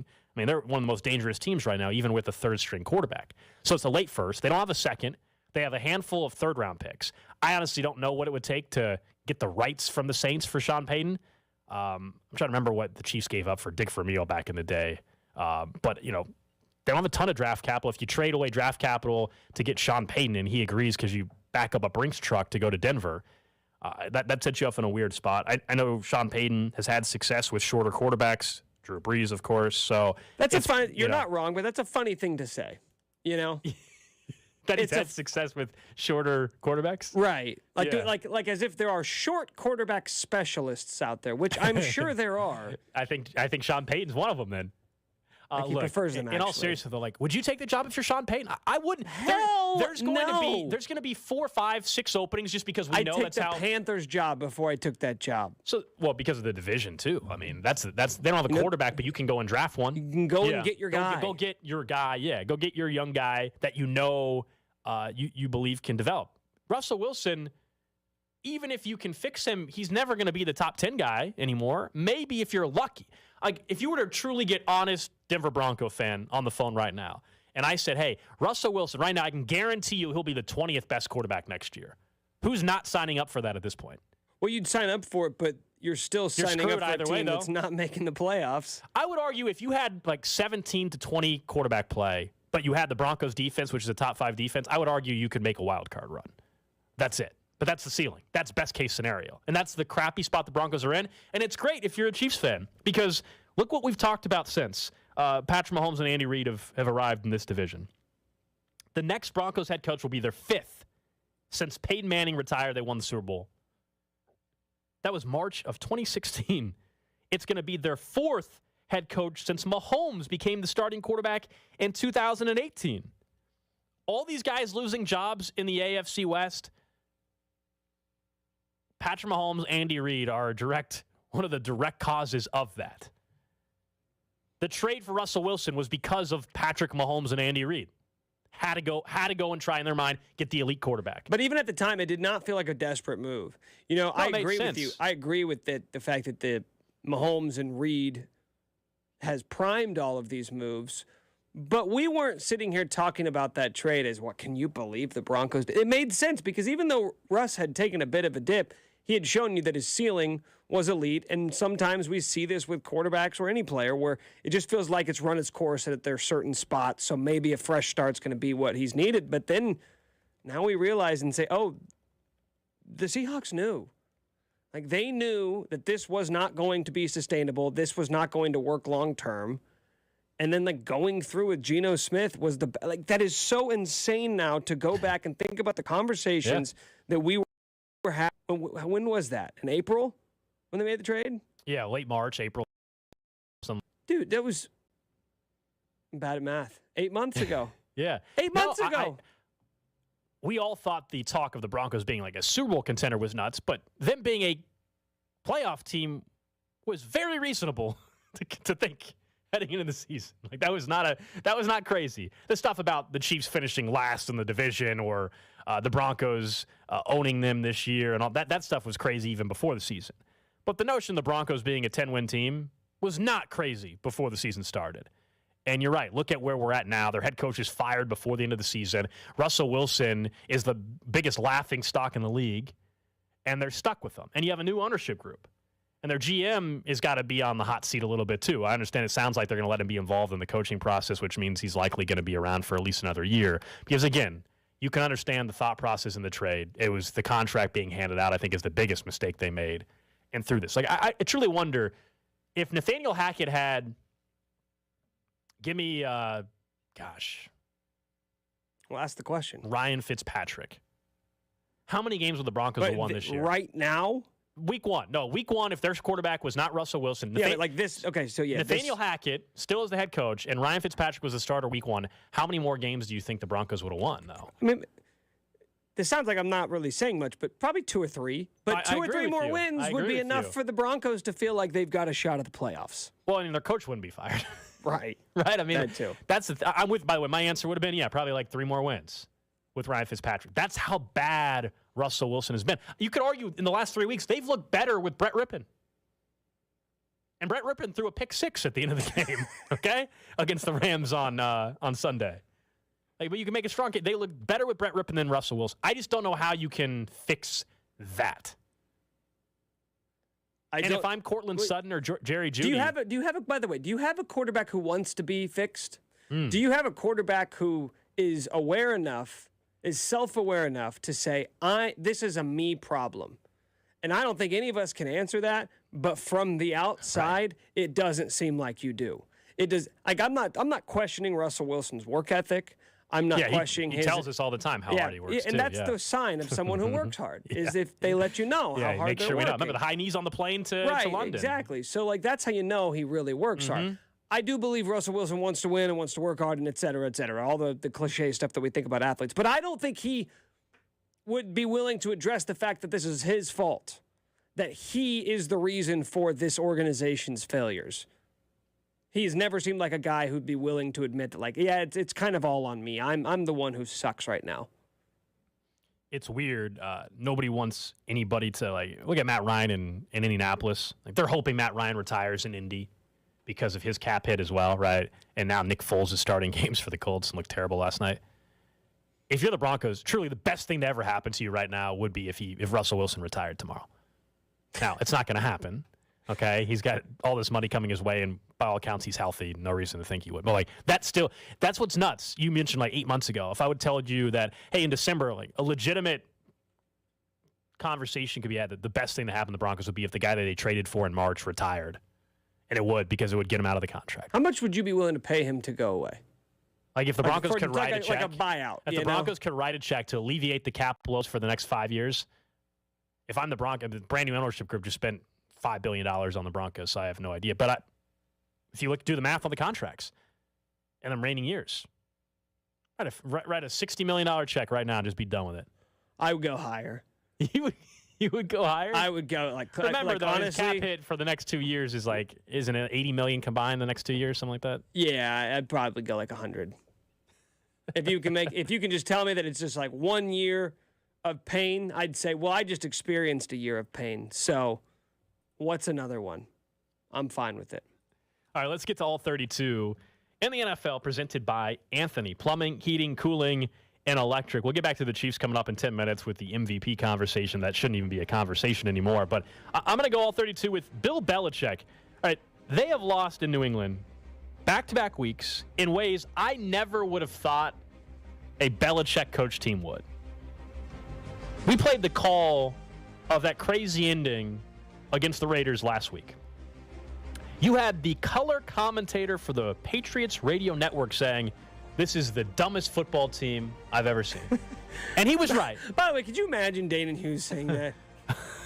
I think it was Scott Zolak, right? I think that's who does the color commentary for the Patriots. This is the dumbest team. And he's right. 2 weeks in a row. This last week against Cincinnati, they actually somehow had a chance off a lucky Hail Mary, essentially, for Mac Jones to win the game. They're down 22-18, 3.5 minutes to go. They get a turnover. First and goal from the 5. Ramondre Stevenson fumbles the football. If this was any other coach, we'd be saying how they're a worse coach team in football. They're dumb. How is this guy going to keep going forward? I understand when you've accomplish what you've accomplished, like Bill Belichick, you do get sometimes the pass. But my goodness, isn't it amazing? Like any other coach, Nick, they would be getting crushed. The Patriots are a poorly coached football team right now. They are a dumb football team right now. And yet somehow still have a chance to make the postseason. Well, you know what's so weird about it is that going back to before the season when they hired not just Matt Patricia, but Joe Judge to be the co-offensive coordinators, and we said, oh, well, that's just Belichick giving a couple of his buddies, a couple of guys from his coaching tree jobs, so it makes sense. But to your point, if any other coach did that, we would say, are you, like, what? This is malpractice. Like, right. And these aren't even offensive minds. Matt Patricia's a defensive right, coordinator. He's calling plays for you. And so the idea that we would now, at the end of the season, be like, well, it didn't work out. No kidding? If it was any other coach, we would have said this is going to be an absolute disaster, and that's exactly what it's been. But yet, their season's not dead. That's the weird thing. What does that mean? Because of their quarterback, if they make the postseason in 2 straight years with Mac Jones in a way, then it's like, well, then he is a genius again. But she's like, they should have won their last 2 games. Is the point, right? You made dumb mistakes in 2 games. It's not something we typically would have said about Belichick. All right, so the Packers are going to make the playoffs. That's going to happen. You're saying that's like you think, or that is going to? Well, I'm kind of like Vicky Valancourt in Waterboy. Like, no, that's what it's going to be. Okay? They're going to the playoffs. Okay. They're going to be the 6th seed. And as the 6th seed, they will be facing off against a divisional rival, the Minnesota Vikings. They could be the 6th seed or the 7th? They'd be the 7, right? They could be the 6th seed. Well, then you're assuming the Vikings are losing then? Because the Vikings are the 2 seed. Yeah, I think the Vikings are actually going to lose to the Packers this week. They play this week. I think the Packers beat them. The Vikings still win next week. They'll end up as the 3 seed. Packers will be in as the 6th seed, and the Packers will beat the Vikings in the first round of the playoffs. That's going to happen. I mean, I think you're in the majority opinion because people have been questioning the Vikings all year. They've all these one I just gave you a very specific scenario, though.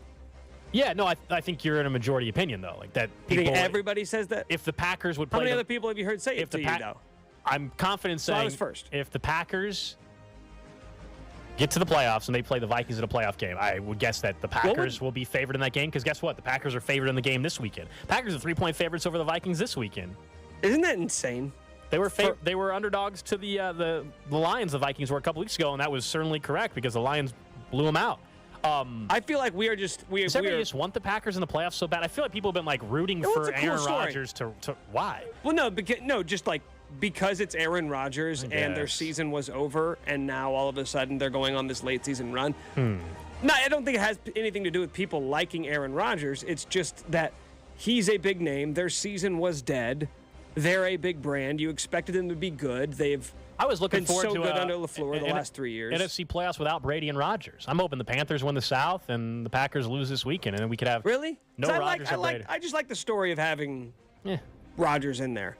Like, could the Packers go on a run? Would it be fun if Brady's hosting the Cowboys and there's a chance the Cowboys blow their season to Tom Brady in the wild card game? Yeah, that'd be fun. That'd be fun. Because you realize, man, you say this now, but when we've got the Giants and the Lions and the Panthers in the playoffs, these aren't going to be these aren't exactly going to be games made for television. No, but we're all watching the playoffs. I know, but I would rather watch a game. Have you watched Tom Brady recently? Have you watched the Bucs play recently? I know you've been in Germany where they played this year. It's not like Tom Brady and the Bucs are all that attractive to watch right now. Please do not confuse this for me advocating for all old quarterbacks. Just one. I don't think the Packers are making the playoffs anyway. I think they will drop a game, including the one this weekend to the Vikings. Well, they play the Vikings, and then they close. They have to win out, though. So if they lose to the Vikings, it's over. It's fine, though. They won't. Don't you hear me? I told you they won't. You said it's not happening. You're not listening. Then they play the Lions at home to close the season. Which will be a massive game for Detroit either way.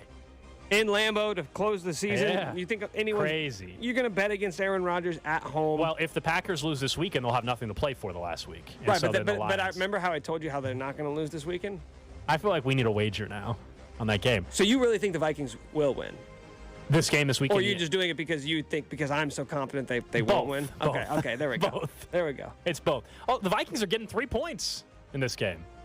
They're getting 3. The Packers are the favorites in this game. I know you won't No? take this bet, but I'm not giving you points. Well, we're not going to do it then.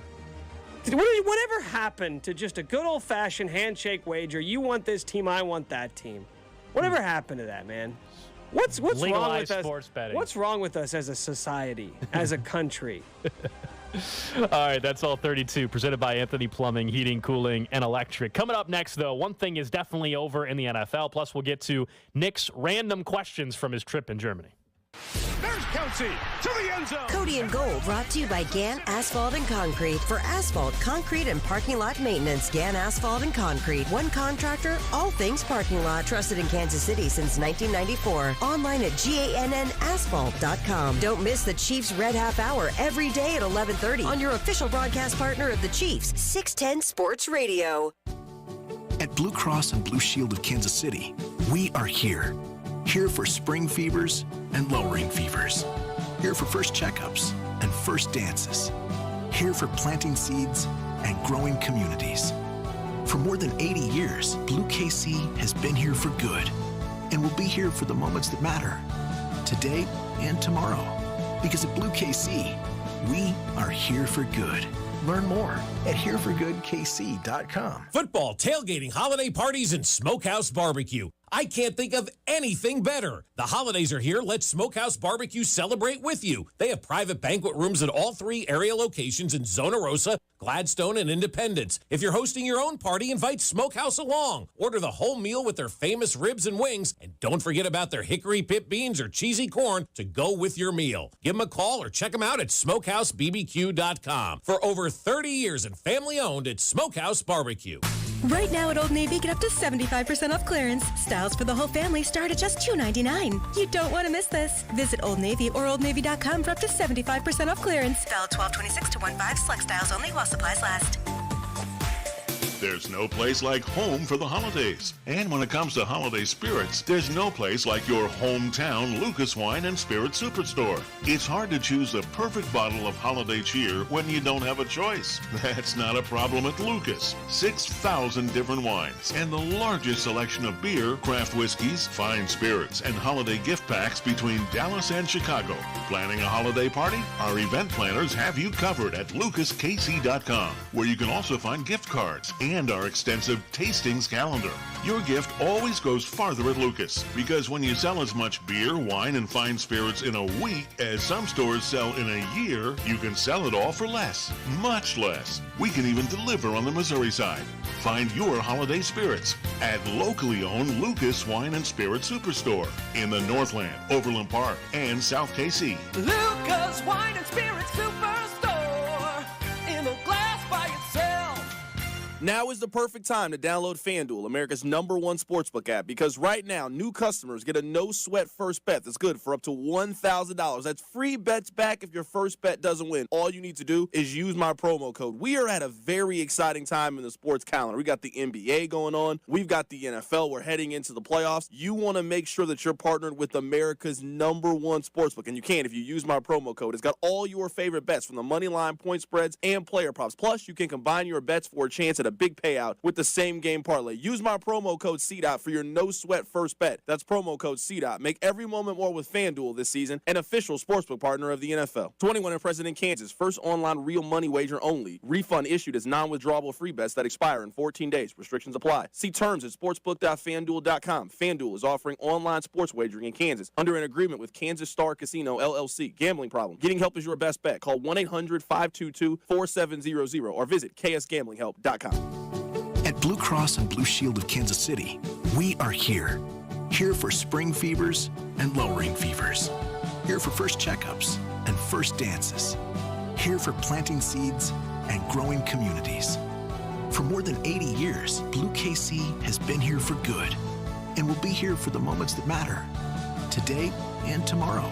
Because at Blue KC, we are here for good. Learn more at hereforgoodkc.com. This is an important notice to consumers facing $10,000 or more in credit card debt, medical bills, or other unsecured debt. You may not be required to pay it all back because there are special programs now in effect that will significantly reduce the amount you will owe if you qualify.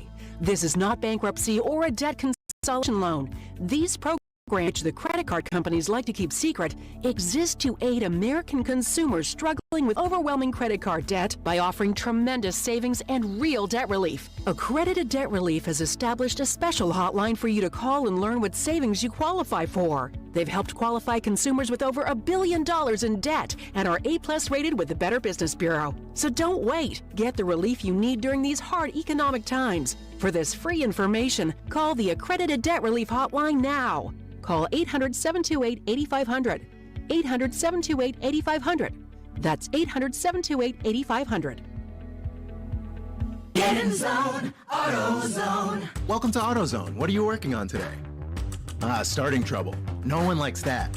We'll get you set up for some stronger starts. You might just need a fresh charge, and we'll take care of that free of charge. But if it is time for a new battery, we've got replacement batteries that'll fit your needs, starting at just $79.99.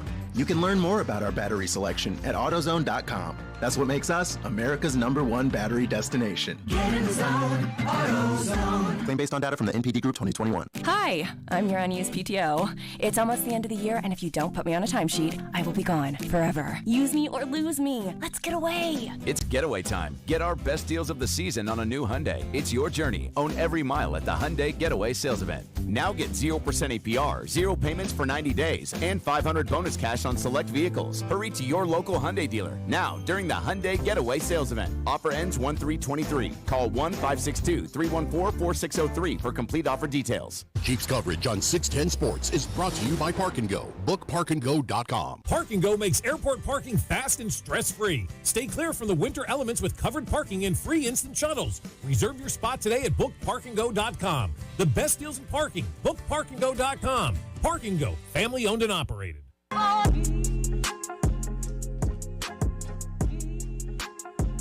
All right, back here on Cody and Gold. Alex Gold, Nick Schwartz with you. Nate Taylor from The Athletic going to join us coming up in a half hour.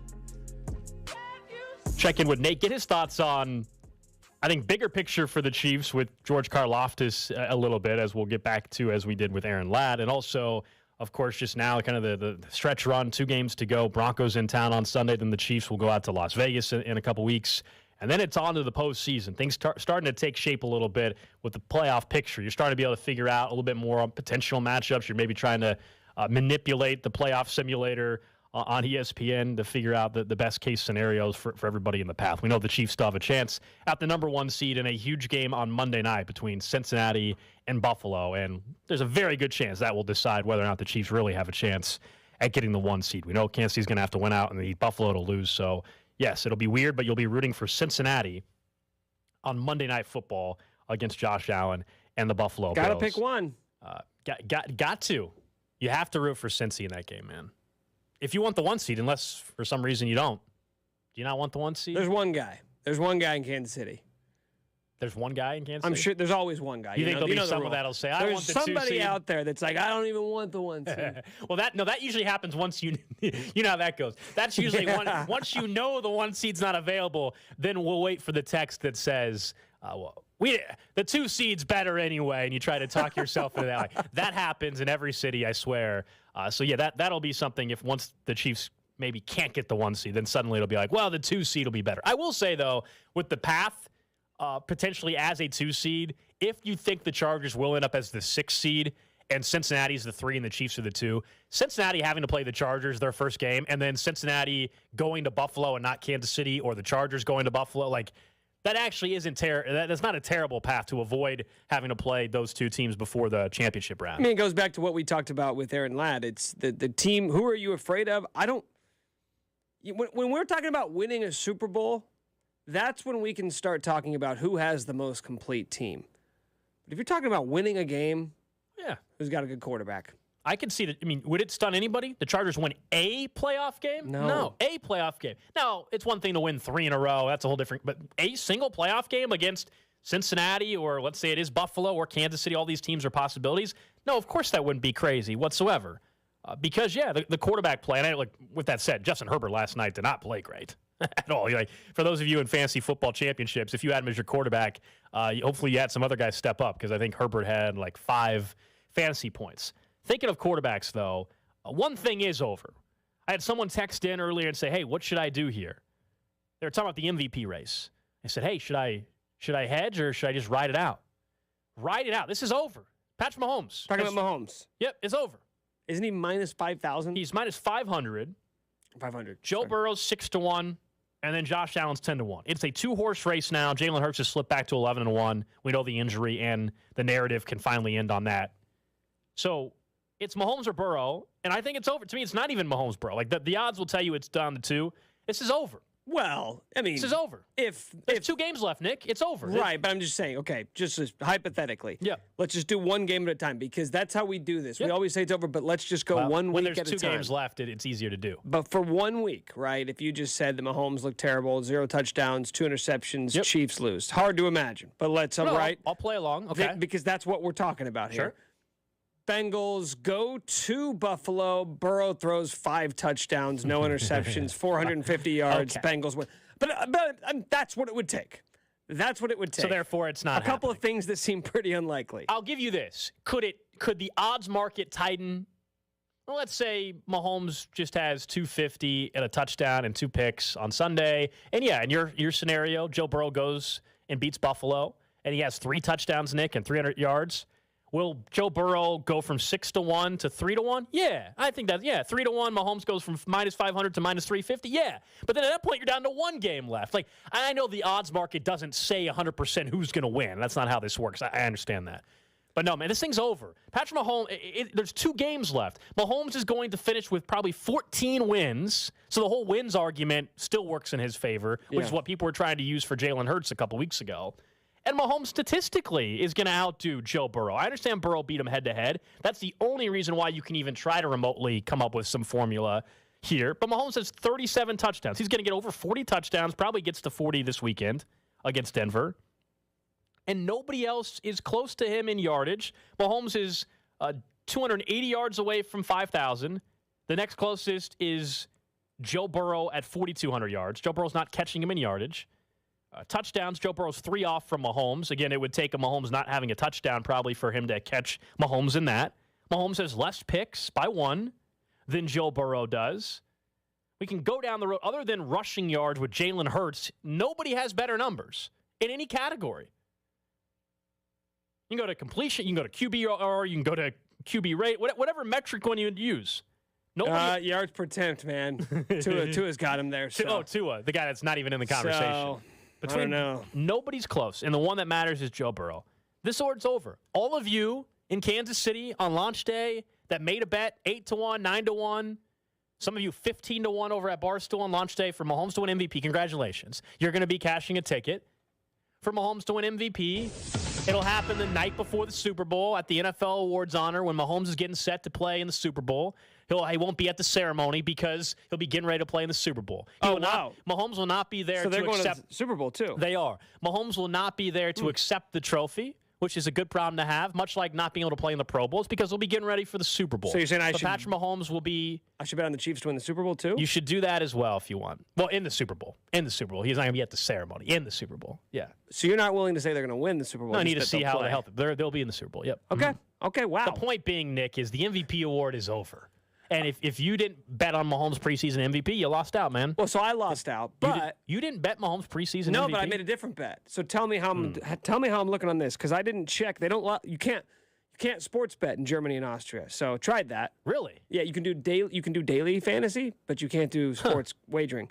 Got to work on that, man. Got to start that process over there. Okay, I'll get right on it. Before the Chiefs play there next year, please. Before the season began, I bet on Chris Jones to win a Defensive Player of the Year. And he's having a great year. He is. Is that bet still alive? Should I hedge? Well, it's technically not dead, but it is dead, if that makes sense. Like it doesn't, though. Well, I mean, tell me.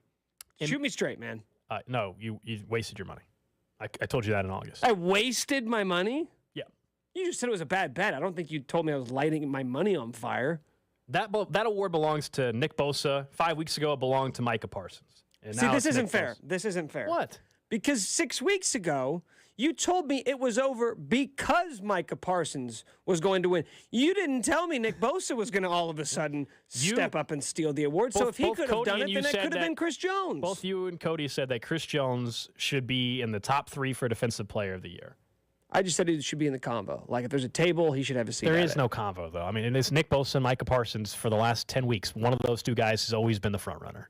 Not at any point this season. And I hate doing this because it makes it seem like I'm being a hater on Chris Jones. But you are. You're not a Chiefs fan. Chris Jones is having an unbelievable season. He's the most dominant interior defensive lineman in football right now. He's outperforming Aaron Donald this season. He's a game wrecker. We saw it again against Seattle. And I hope for his sake he gets a playoff sack so we can stop ever having to bring up the fact that he doesn't have a playoff sack, because that sucks for a guy that's had such a great career that is something that people will continually bring up. He's got to have a playoff sack this year. I hope he gets it this year. Point being, yeah, like he's having all this, but he was never going to win Player of the Year. This was going to be Micah Parsons. You go back to week 3, week 4, week 5. This was a Nick Bosa, Micah Parsons award, unfortunately, the way that the narratives were set and the production for those guys. But that's the thing. You say narratives. That matters for these awards, yeah, though. but Cody and I were trying to does. start the new narrative. Well, it didn't work. Somebody has to start You guys didn't do a good job because with you it didn't then. help us. You think that if I would have helped you with the weren't kicking into that bucket at all. You think if I would have helped on the narrative that he would have had a chance, huh? Every bit counts, man. Every little bit counts. You have a huge platform here. So the MVP race is over. If we want to go through, MVP race is over. Defensive Player of the Year is over. That's Nick Bosa. Offensive Player of the Year is over. That's Justin Jefferson.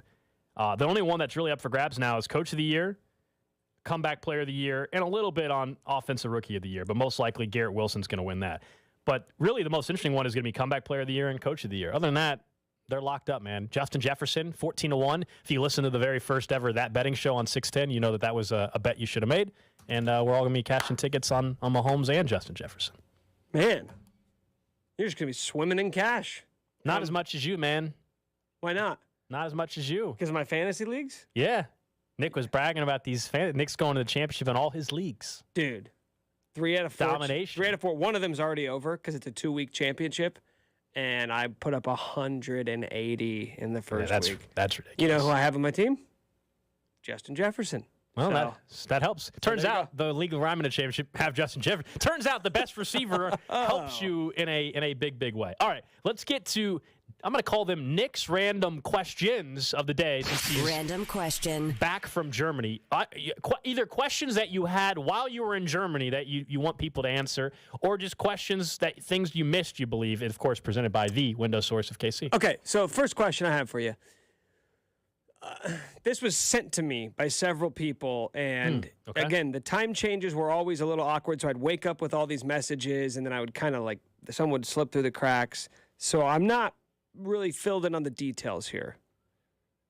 Did KC Wolf rob a bank? KC Wolf did not. A man that would dress up in a wolf costume that would go to home and away games allegedly did rob a bank. Yes. Wait, allegedly? Well, because he's fair. He's trial. It still has to happen. But he was arrested. He was and not. He was wearing. There's no allegedly that he was arrested. That is a fact. Arrested for robbing a bank. That's a fact. But we don't know if he actually robbed the bank. Again, Nick. So it could have been somebody in the exact same wolf uniform. Well, he wasn't wearing the wolf costume when he robbed the bank. He wasn't? No. Well, he was wearing a wolf costume, wasn't he? No, he's wearing a mask. Your standard bank robbery mask. Okay, I thought he was wearing a wolf mask. No. That photo that went viral was not from that. As much as we all wanted to believe that was not. See, this is why I had to ask. Yeah, but it's a little CYA. We just say allegedly every once in a while, just a little CYA. That's all. CYA. CYA. What's CYA? I'm gonna cover your ass. Oh, okay. Hey, did you guys invent that when I was gone? No, have you not ever used that? No, I thought CYA meant like see you later, like see ya. I mean, it does. New? It does. You guys are coming up with new lingo while I'm out of town. Okay, second random question for you: yeah. is Jerick McKinnon a superstar now? He's not a superstar, but he is extremely important to this passing attack. He's as vital outside of Kelsey and Juju as anybody, and he has come on strong. He's been the great pass protector all year, but now he is a crucial part of this team's passing game. There's no denying that. I hope it continues in the playoffs. I remember last year in that wild card game against Pittsburgh, we were all doing our roundtable. I think we had the whole station in here because we were doing like playoff touchdown stuff. And we were talking about McKinnon, and everybody thought he was going to have a huge postseason, and he didn't. I hope this continues into the postseason. He's a huge weapon for them right now, man. He's been awesome. It's like you're getting postseason Jerick in the regular season, right? Well, I hope this is what we just see in the postseason as well. He's been great, and this is why I don't think we'll see Clyde the rest of the season. Yeah, anyway. what's up with Clyde? I haven't heard anything. IR still. Still. Yeah, but I do have bad news for you. while you were gone, I have some really bad news. Start with the good news part of it. So Blake Bell was back for the first time since the preseason game. Oh, really? Which was nice, right? Great to see Blake Bell back. Oh, He got hurt in the preseason game against Packers, maybe. Anyway, he was hurt. Back out there. I think that'll help them in the playoffs as he gets revved back up. One of the corresponding roster moves, unfortunately, there was an elbow injury for another member of the Chiefs. Shut up. Don't say it. Yeah. How Jody Fortson. Son of a bitch. Yep. And he's on IR, man. IR? Yeah. It's an elbow. He'll be fine. No, I hate to break it to you. What was the injury? You didn't know about this? Elbow injury. Yeah. What do they call I can't pronounce it. You know what I'm talking about. The sub whatever of the elbow. Sure. Yeah. You guys know what I'm talking about. I can't think of the rest of the word. I'm drawing a blank. Subluxation or something. I don't know what that sucks. I don't know what it's called. This sucks, man. You're the medical doctor on the show. You should be able to figure that out. I haven't seen the CAT scan or the X-rays or any of the information. Yeah. But I'm just hearing about it right now. I told you it's bad news. I had to So break it's it to you. over For the season, yeah. So the Chiefs season is over. No, that's not how that works. That's not how it works. Bummer for Jody, though. That sucks. Yeah, I didn't like seeing that. I didn't know you didn't know. God, dude, you know what my dream was? To watch him catch a touchdown in the Super Bowl. It's been my dream for, about 14 months. And now it's just shot, at least for this year. All right, last question for you here for the random question of the day. And this is Europe related. Every hotel we stayed at had a bidet. I don't think that's necessarily Did you watch the SNL skit, Bidet, from Zach Galifianakis? I have not watched it since you told me about it an hour and a half ago. So everybody knows that bidets are common in Europe. The bidet. Some of them are on the toilet themselves, like they're built into the toilet. Some of them have separate bidets from the toilet. Okay. I was a massive fan. Of the bidet? Massive fan. Used it every single time. I wish I could have had more BMs so I could have used the bidet more often. Yeah. You wish you spent more time in the bathroom on your vacation? Yes. Yes, I did. So, my question for you is, A, have you ever used one? B, if you did you enjoy it? And C, are you interested in experiencing it? I have never used a bidet. I guess I'm a little curious about it now that you've hyped it up. I know you can get the kind that just attached to the toilet. Like there's you see the commercials or you hear the commercials for it. They're like cheap. You can get them for like $40 or $50. Yeah. Are you going to get one now? So here's the interesting thing is I've used one of those because I had a friend, weird story, who broke both of his wrists a couple years ago. And so he had to get a bidet in order to clean himself because he literally couldn't bend his... Well, that makes sense. So the kind that those make, those are like power washers, like injecting water into your rectum. And that's not how they make them. It's not quite the water flow that we're working with. Oh, so you're saying that these are knockoffs that we're using in the U.S.? Well, no, they're just like, it's just, it's cultural. Things are different here than they are there. In England, they drive on the left side of the road. Here, we drive on the right side of the road. That's all I'm saying. They're more of, it's like a water faucet, you know? It just kind of goes down.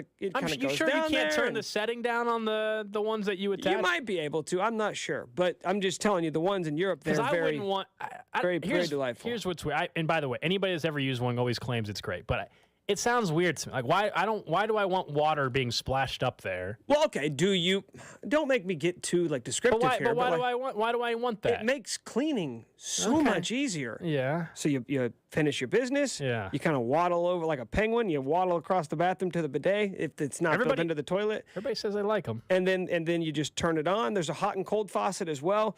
And it just kind of... You're going to burn yourself. Cleanses. No. It cleanses. And then you go back to the toilet, finish... Wait, hold on. So you have to go back. You have to get... this seems like a longer process, Dude, they're 2 feet away from each other. Hold on. So they're right next to each other. It's like this. It's like you're hopping back and forth from one to the next, man. You're not walking down the hallway. So wait a second. So I'm on one toilet. I got to do my business on the toilet. I got to get my ass up, literally. Go to another type of toilet, use it. My ass is soaking wet at that point. Go walk back over to the toilet. Water's dripping on the floor. Go back to the toilet and then dry myself off. This seems like way more work and ridiculous. Okay, dude, I don't know about you, but sometimes things get a little messy, all right? Sure. So having We've survived our whole life without the bidet I'm in the US. not living to survive. I'm living to thrive, Gold. I don't want to just survive.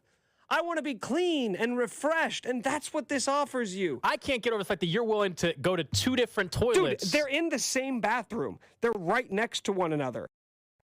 You act like I'm starting at one end of the hotel and going to the other, and it's sir, still more time, man. All with my pants and my ankles. Do you guys mind if I use your bidet? No, Isn't dude. water dripping everywhere at that point? No, dude. There's toilet paper.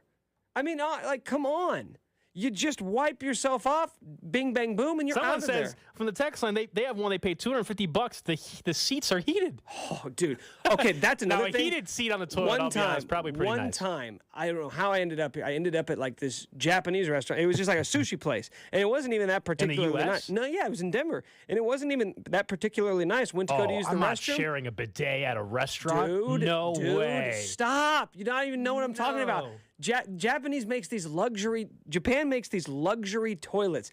They come with remote controls, dude. They got massagers. I don't need to be massaged on the bidets. toilet. You're not sharing. Alex, the water shoots up. Yes. There's nothing touching you. I don't want other people touching the remote control. It's bad enough that you're sitting on the same toilet. You want to have a remote control that someone's touched while their ass is on the seat as well? What, are you touching the flusher? You're touching the seat. You think it's clean in there? The remote control is dirty enough at your own house, let alone the one in the bathroom. I'm sure they clean it. Oh, yeah. Mm-hmm. I'm sure they got a custodial crew, comes in there, wipes everything down. I'm just saying, man. You're right. I know people that have used it, and they said that everybody says they love it. I'm just saying. You cannot use a bidet with single ply. Somebody pointed that out. You cannot use single ply. You must use, and then by the way. Why is that? Because your ass is too wet. But that's what we make 2 plies for. And by the way, if you're still using single ply, that's a you problem. Okay? Yeah, if someone says the heated seat is not nice, it feels like someone sat down right before you. I agree. I like the cold seat. It lets me know that no one's been there for hours. So what's the point of the heated seat? I don't know. Some people don't like having a cold ass. Middle of the night, it's cold. You don't want to wake yourself up that way. I guess not. How often do you wake up in the middle of the night? Not to crap, no. Yeah. I don't know if I can say that. But so now, you did. Yeah. So, and I think you're okay. Okay. Given the 8 minutes of conversation that preceded it. Yeah. So that was your biggest question, was the bidet. Yeah, it was. And also, I didn't have a BM for the first 7 days I was there. Someone says Gold's afraid of touching the remote because he doesn't wash his hands. No, I'm worried that you, sir, don't wash your hands. Me? No, like the text line is saying that's why I'm concerned about the remote. You don't trust anybody. You don't trust the general public. I am at a restaurant. If there was a bidet with a remote control, I'm not touching that remote control. No chance. No chance. And I'm not going to lie, man. Feels kind of nice. So is that what you want as a... I'm assuming you brought back gifts, though, which you were in Germany, so I'm assuming you're going to do it when Cody's here, so that way we can open them at the same time. I'm assuming you took a nice trip for a week or so. I'm guessing you brought back some gifts for Cody and I. Are you guys my children? A gift. Are you guys my children? I'm just wondering, is that a no or yes? Or I'm not your father. You didn't get us a gift? Like any chocolate, anything? Nothing? No? No German chocolate? Wow, okay. I have a nutcracker you can have. No, I don't need one on display or anything. You don't like nutcrackers? I don't need one, though. Oh, so now I can only gift you things that you need? Well, I don't need a nutcracker. Who did you buy it for? Not for us. It was a gift to me. Right. So that because he was holding a sword, and my last name is German for sword. So. Well, that's a great gift for yourself. Right. So you didn't get Cody anything either. I got Cody something, but I didn't get you anything. Well, that's a jerk move. I know. I'm a jerk. I'm not a nice guy. I got Cody the coolest gift, though. You'll love it when he opens it. Yeah? Next week? You'll be happy for him. Yeah. Any other questions? That's it, man. That's the random question of the day. Brought to you by the window source of Kansas City. The text line. Very educated on bidets. Who knew? There are cultured people out there. You may not be one of them, but I guess not, man. They're everywhere. I guess that's not the case. All right, coming up next, we'll find out if Nate Taylor's had any experience with that very topic as well. Plus, we'll get back into the Chiefs. George Karlaftis, I thought, was fantastic on Saturday, and it's a huge sign for the future, perhaps, with what they can do in the offseason. We'll get Nate's thought on that next. You're listening to Cody and Gold, brought to you by Gann Asphalt and Concrete. For asphalt, concrete, and parking lot maintenance, Gann Asphalt and Concrete. One contractor, all things parking lot. Trusted in Kansas City since 1994. Online at GANNasphalt.com. Don't miss Alex's That Betting Show every Thursday night at 7 o'clock. Right here on 610 Sports Radio and the Odyssey app. BetMGM, an authorized gaming partner of the NBA, welcomes basketball fans with this absolute slam dunk offer. Simply place a $10 moneyline wager on any game, and if either team hits a three-pointer, you know, the thing that happens in NBA games all the time, you'll automatically receive $200. Just use bonus code CTAP200, CTAPP200, when you place your bet. Enjoy this NBA season like never before, with a variety of parlay selection features, boosted odds specials, daily promotions, and more. Visit BetMGM.com for terms and conditions. 21 years of age or older to wager and physically present in Kansas to bet. New customers offer. All promotions are subject to qualification and eligibility requirements. Rewards issued as non-withdrawable free bets or site credit. Free bets expire 7 days from issuance. Please gamble responsibly. Gambling problem? Call 1-800-522-4700. In partnership with Kansas Crossing Casino and Hotel. At Blue Cross and Blue Shield of Kansas City, we are here. Here for spring fevers and lowering fevers. Here for first checkups and first dances. Here for planting seeds in communities. For more than 80 years, Blue KC has been here for good and will be here for the moments that matter, today and tomorrow. Because at Blue KC, we are here for good. Learn more at hereforgoodkc.com. I'm Brad. I've been with Overhead Door Company of Kansas City for almost 20 years. What we see a lot of in the wintertime is customers sliding into their doors because of icy conditions in their driveway. So hit doors, broken springs, doors stuck to the ground due to ice, bottom rubber ripped off, things like that. Cold weather wins every time, but we'll get you prepared. Overhead Door Company of Kansas City since 1927. OverheadDoorKC.com. I'm Dak Prescott. You know me from live TV. And I'm a cowboy from that western you watch on demand. DirecTV brought us buckaroos together. That's right, partner. Hey, is that a coconut? Yep, this old ranch hand's rusting up some pina coladas. Switch from Dish and get up to $300 in reward cards. Call 1-800-DIRECTV. Ends 1/5/23. Redemption required. New satellite customers only must submit Dish recent bill and use code SWITCH at checkout. 24-month agreement and equipment lease required. $19.95 activation. Early termination fee of $20 a month for each month remaining on agreement. Equipment non-return and additional fees apply. Restrictions apply. Are you paying too much for term life insurance? There's a tremendous price war in the term life industry. Rates have dropped dramatically in the past few years. For example, a man aged 45, non-smoker, can get $1 million of coverage for $75 per month. Level rate for 10 years. Or a man aged 50, non-smoker, can obtain $500,000 of coverage for a monthly premium of $110. Level rate for 20 years. That's right, guaranteed level rate for 20 years. If you're a smoker, we have great rates available for you as well. At Termbusters, we specialize in policies of $500,000 and above. If you're looking for a new or replacement term life insurance, call today for a quote. 800-786-9161. You're probably paying more than you should. Call 1-800-786-9161. Remember, 1-800-786-9161. Sample rate quotes based on preferred non-smoker rate class. Exam required to qualify. Grab your cowboy hat and strap on those boots because Yellowstone is back. And good news, partner. Philo is the most affordable way to watch the new season. What's Philo, you ask? Well, I reckon it's the best darn way to watch 60-plus channels of live and on-demand TV.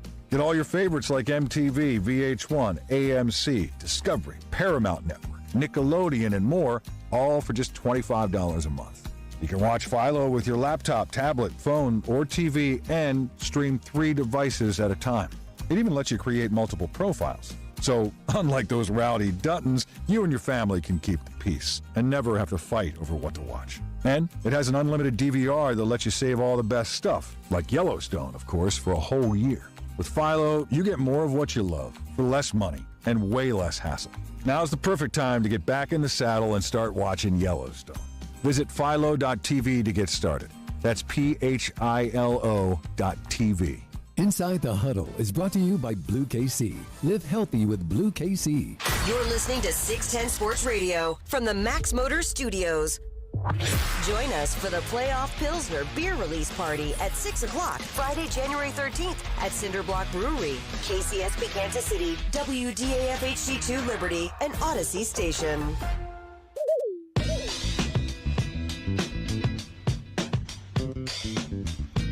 One o'clock hour here on Cody and Gold. Alex Gold, Nick Schwartz with you. Nate Taylor going to join us in a couple of minutes in the studio. Of course, host of the Nate Taylor Show Monday nights here on 610 Sports Radio. You hear Nate and CDOT every Monday. Of course, Nate Taylor's great work over at The Athletic. I want to get his thoughts on what happened in Denver, of course, the firing of Nathaniel Hackett, what that means just long-term for this AFC West. And also, in particular, if he's feeling the same way I am about the Chiefs after the win against Seattle, which was just a feeling of, all right, progress, trending in the right direction finally for the first time defensively, it seems, in about 5 weeks or so. But what else do you still need to see? And is there anything in the final couple weeks that can get people to feel confident at all? Is that even a word we can use with this defense?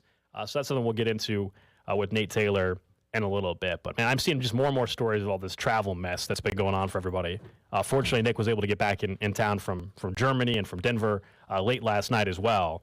But specifically, like, we can just name it. It's the number one trending topic on Twitter. Southwest Airlines. I don't think you're really breaking anything. Yeah, like Southwest Airlines. What a disaster. What a mess. People can't get flights booked again till like Saturday or Sunday on South. I feel terrible. There's people stranded all over. You were very lucky to get back. Well, my original flight yesterday, I was supposed to get in early yesterday, and my original flight was on Southwest, and it got canceled, as did every other flight going from Denver to here yesterday. And so then I was lucky enough to get a flight on another airline, but there's people who are stranded. I heard in the Phoenix airport. Yeah. They told them 4 days. Go home. You can't get out of here for 4 days. What do you do? I mean, what do you do? You just it's like rent a car and drive. I mean, depending on where you're trying to get to. Yeah. You can't. If you have a flight back to New York City, you can't. You're stuck in Arizona for 4 days. I mean, it's just like literally those movies where you're stuck at the airport for the holidays. This is where I'm thankful that usually my family's pretty small, so not usually. My family is pretty small, so I usually don't have to travel for the holidays and stuff. It's just a mess. Nate Taylor from The Athletic. You stayed in town, didn't you, man? Yes, I did. So that's why you're here, I guess. Yeah, the schedule sort of dictated such after 3 straight road games. Yeah. I'm happy to see Nick. I know. We didn't know if he was going to. We didn't know if he did. How you been though? Thanks for coming in. Yeah, I've been fine. Man, Southwest. Oh, we down real bad. Not good. Not good. Oh, come on. You're not giving refunds? Well, I think they are refunding some people. Some people. I may have got in. What's up with your some people? I may have got in on that train early, yeah. Because I immediately they canceled my flight, and so they immediately just refunded the money onto my card. So I was like, okay, I guess I'm good. Huh. We'll see how that pans out. Yeah, how are they getting away with that? I mean, obviously, if you buy a ticket, depending on the class of the fare, if you buy the want to get away fare or whatever, right, the cheapest fare that they have, like you all know, like if you buy it, you don't get your money back even if it's like you just get a credit. That's right. Normal. That's standard. As much as it sucks, you're not getting your money back on that fare anyway, no matter what happens. Yeah. Now the other ones, they're supposed to refund you. Right, and there's been some issues there based on what I'm reading.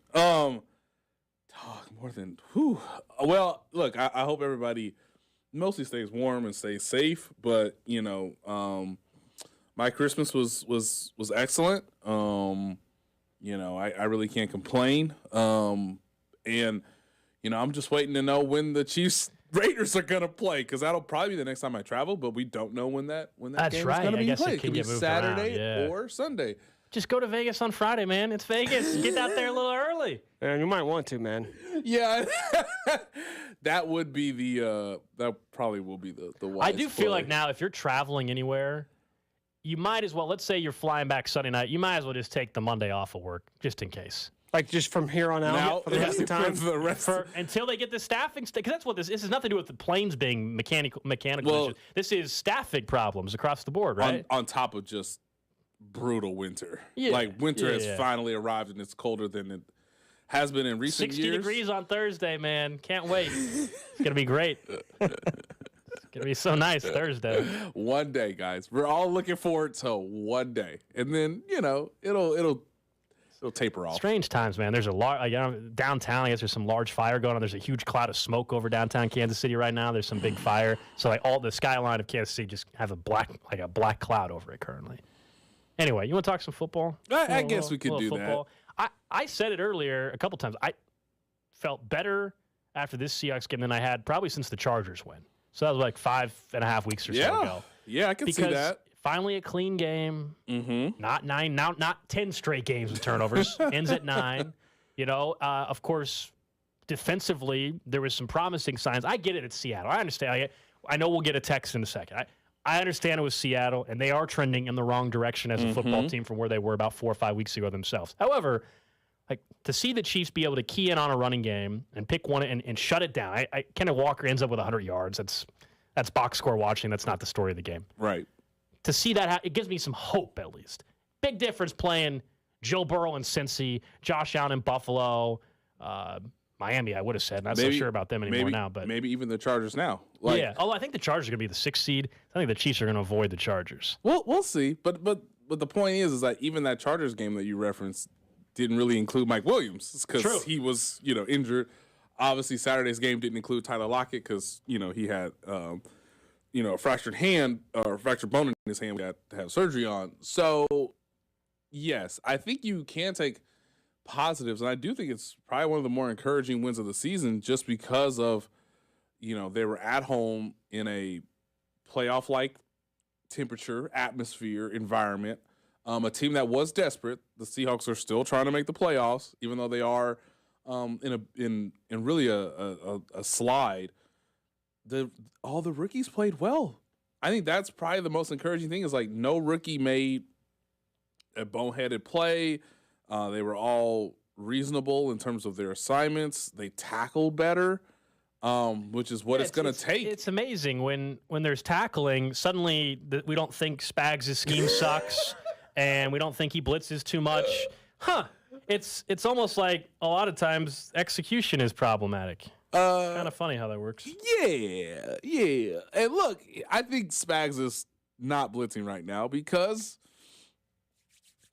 let me get my hands ready for January. But yeah, right now they're trying to get these rookies to just do not necessarily basic things, but just this is going to be consistently in the game plan moving forward. And let's see you execute at a high level. Let's see you win one-on-one matchups, which I thought was really evident in the game. Even if it is Seattle's better than Denver. Sure. And they gave up a lot of points once they got ahead against Denver. So that'll be something to look for in this upcoming Sunday's game. If they get another, sizable lead against the Broncos, do they close it better, or do they sort of let the Broncos back into the game on the defensive end of the ball, even with turnovers or without? But yeah, this is the first time where I thought Mahomes just had to acknowledge that, I don't need to be great every play or every drive. I don't need to be great. I just need to, be an overqualified game manager because it's 13 degrees outside. And for whatever reason, this is the first game all season where Justin Watson can't catch a football. Yeah. When I rewatched it, I just felt so sorry for Justin Watson. I was like, ooh.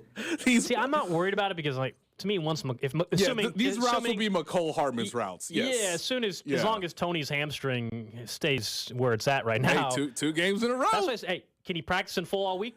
That's the key, right? Sure. To make another week. If you do that, then all right. Good. That's the key. But I'm with you. It's McCole Hardman. And if they're back, then the Justin Watson thing is not going to be a problem. Yeah, he would get back to being on more of a limited role. And he's actually really good when, hey, we're going to give you 8 routes. And he's like, great. I'm going to be open on 2 of them. And we got such a good quarterback, he'll find me. And if it's not 13 degrees outside, I'll catch it. Because that was he had 3 drops in the game. But I was like, wow, does he have 3 drops all season? And really, yeah, that's about it. So he doubled his number. Rough day. Rough day. Yeah. But no, I think it's an encouraging win. They're at home. Like, we don't know what's going to happen with the Raiders. They're basically hanging on by a thread mathematically.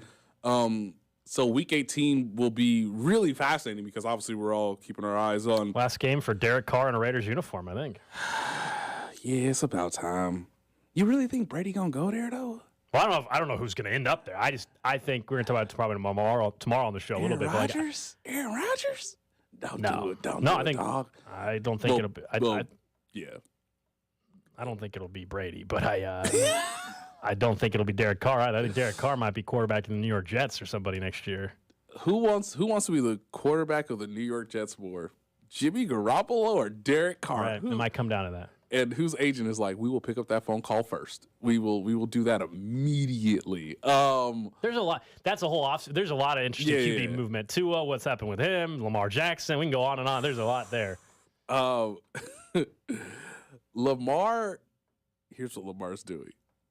Because I thought Harbaugh basically gave it away yesterday when they were like, "Is he gonna play, coach?" And he's like, "We'll see." That's a no, guys. That is a no. Are they in the playoffs? We're going to need you to be fully healthy, son, when it comes to, like, the wild card round, which is basically what they're... And they're probably going to go to Jacksonville or Tennessee is what's probably going to happen. Correct. And this is where it gets really tricky. If Cincinnati wins, next Monday. I mean, that game is so juicy because, the Chiefs are sort of waiting in the wings in case Buffalo loses. And Baltimore's like, hey, we could beat whoever with Tyler Huntley. I haven't looked at who they played yet, but their schedule is very soft towards the end. So they beat Atlanta last week with Tyler Huntley. We can do that again. We can do another 16-14, like, ugly, duckly victory and just wait for Cincinnati to lose, and maybe we have control over ourselves to win the division. Actually, they play Pittsburgh, right? Pittsburgh's. That's right. Sunday night. Holy smokes. Got flexed to Sunday night. Pittsburgh. Mike Tomlin, guys. Great coach. Kind of want to give him Coach of the Year now. Like a vote. Can I give him like a vote? Like, if it's like the Heisman, I'd give him like 5th place. How is that team still alive? Do you remember the conversations that were being had about Mike Tomlin about 2 months ago? Yeah. Like, maybe it's run its course. How is he this good at this? Their defense is always pretty consistent. But yeah, I mean, I love the idea that the Chiefs are probably one of, if not the healthiest team in the AFC. They could play maybe one more road game for the remainder of the season and postseason. And their quarterback is at an MVP level, and the defense is full of rookies who are developing at like the right time or making the least amount of mistakes that you would want for this young of a group to play, obviously high-level postseason games. George Karlaftis now in the last 5 games is 4 sacks. He's batted down balls. I think he's picking it up from Carlos Dunlap's lead a little bit on that. This whole team has been great at it all year, as we know, but I feel like maybe that's an area where he's helped. They need it for this year in the playoff run. Be great. He's doing more than I think what we would have really realistically anticipated considering where he was drafted. I mean, we pulled up the average numbers of sacks. For a guy drafted where he was, usually your average is 3 or 3.5 sacks. So he's above average now on his sack numbers. What does this mean long term, though? Because they still have major issues to figure out on the defensive line this offseason. Chris Jones' future. Frank Clark's probably not back. Yes. Dunlap's on a 1-year deal. We can go down the list. But is Karlaftis showing enough now where, he was going to be on the defensive line next year anyway. But where now it's like, okay, all right, you got Karlaftis, but does it change much in a way? Because you still might have to plug and fill 2 holes. Mm-hmm. No, you will. I mean, the funny thing about this is like Carlos Dunlap is like, he's basically the NFL version of wine. He's nice to have. He's really nice to have. It's like, hey, we can have a nice dinner. We can have wine. We can have Carlos Dunlap. Oh, okay. That's cool. Like, we'll see what he does in the postseason. This will be his first postseason game of his career. This is year 13 or 14. That's wild. I guess Cincinnati for a while. He played in Cincy for a while. As soon as they traded him away and as soon as they got Joe Burrow, the whole thing changed. Wow. So, Nate, I'm a bit of a drunk, and I like to have wine like maybe sometime on weeknights, too, or like with pizza. Well, hey, Carlos Dunlap. I mean, it's not the best wine, but it's wine. It's like boxed wine. Yeah. Well, I don't know if I'd call him boxed wine, but he's. I like boxed wine, but He's like not we've Franzia established. or Yeah. No. He's of quality over years of expertise and crafted and through the barrel. Well aged, yeah. Yes, well aged. There we go. Thank you. Ah, what a lovely. I'm glad we worked through that analogy together. Golly. Yeah. So no, like they're gonna have to probably plug into, one of the more fascinating characters on this team is Frank Clark. I mean, he's not really playing for next season in a Chiefs uniform, but he's also trying to cement like what his tenure was with the team. You know, it can never be a better start in year one after the trade, but he's also trying to be an above average defensive end. And there have been games where he's been above average. George Karlaftis, the best thing about him is that he's just an Iron Man. Like he plays, I think I looked it up last week heading into Saturday's game, but he had played like 55% of the defensive entire snaps. Like he's playing the most snaps of any rookie on the team. He's a starter. He's started every game this season. He will start every game this season. He is learning and developing under the tutelage of Frank Clark and Carlos Dunlap. Okay, if I can't get home and I know they're running quick game, get my hand up and just see if Geno Smith throws in that window. Oh my God, he really did. Like, one of the best things is that George does not hide how much of a rookie he is. He literally runs up to Frank Clark and he's like, oh my God, you were so right. And Frank's like, I love you, man. He gets so clear that like they get along with one another, but him winning one-on-one rushes in passing situations, I thought was really critical. Like, hey, you got the first sack against Geno Smith. Awesome. I get the sense that this defense knows that they're going to have to be really fundamentally sound. They cannot out-talent the other offense if it's the Bills or if it's the Bengals. But if they stick to their assignments and they're in the right place and they get the first guy to wrap up consistently and the second guy cleans it up, then they'll have a chance. They'll give the offense more possessions to go get more points to put more pressure on the opposing offense, which is basically what Seattle felt last week. I love the idea that moving forward, they're going to have to renegotiate Chris Jones' contract. That is a fact. And Chris Jones doesn't want to go anywhere. He wants to be with the Chiefs. So that's like priority number one. Then you figure out what you're going to do with Orlando Brown because the franchise tag is still available for him. And then they're probably going to hope to try to draft another player similar to George Karlaftis, whether it's in late first again or second or third round, who can be another durable, consistent, get better as the season goes along rookie so that you have a pair of younger defensive ends to go along with, obviously, the star in Chris Jones. I don't want to get too ahead of ourselves, but this will be plenty of off-season talk. But like right now, if the Chiefs were drafting, what would be the number one target in the first round? Would it be another pass rusher? As I look through this, can you tell me what's happening at safety? Because it's like I don't think Juan Thornhill's back next year. And I don't know that answer. Yeah. Like, it could go either way based on my. You think it's a coin flip? Based on my assessment right now, yeah, it could go either way. I don't really know like what his top end market would be. Obviously, he can earn more money or earn maybe a better deal if he has a great postseason, if he has an interception or two, if he makes a big play. Do I want to? If the money gets a little out there on the free agent market, do I want to give one? I just gave Justin Reed a contract and say, do I want to give another good chunk of contract? And L'Jarius Sneed is sort of in the wings as well, but you do have three rookie cornerbacks alongside him, so it does get somewhat manageable. Obviously, Nick Bolton and Willie Gay are still on their rookie contracts. I think conventionally, Nick, you're probably in the right boat where it's like maybe, could we get another pass rusher because that is the clear hole that we see right now if you're not going to go in the free agent market. But they might be in the free agent market this year more than they were last year, or this upcoming They're just offseason. so hard to get, though. Exactly. And if you're getting them, there's a reason why you're getting them, which is age or health or, hey, like, he's already on contract. Are you willing to eat this money, a la what the Chargers are doing? Because Justin Herbert is on a rookie contract. But if you want to continue a young trend, and you think like your coaching staff with Steve Spagnuolo, with Joe Cullen, is able to develop and cultivate, the type of locker room that can allow a player to get some learning experience and get some, mistakes out of the way while not really, making life difficult for the rest of the unit, then okay, you could go and draft another, defensive end. The interesting thing is there might be better options at safety if you're picking late in the first round than defensive end. Last year was a bit of a weird draft because there was, I think, a little bit more of a surplus at defensive end, but also the cornerbacks were great. And every team that sucks needs an offensive lineman. So those guys got pushed up anyway. And then, of course, I think similar to what we're going to see in the draft of Kansas City, there's going to be enough quarterbacks to where, they're going to be taken in the first round. Some probably higher than others.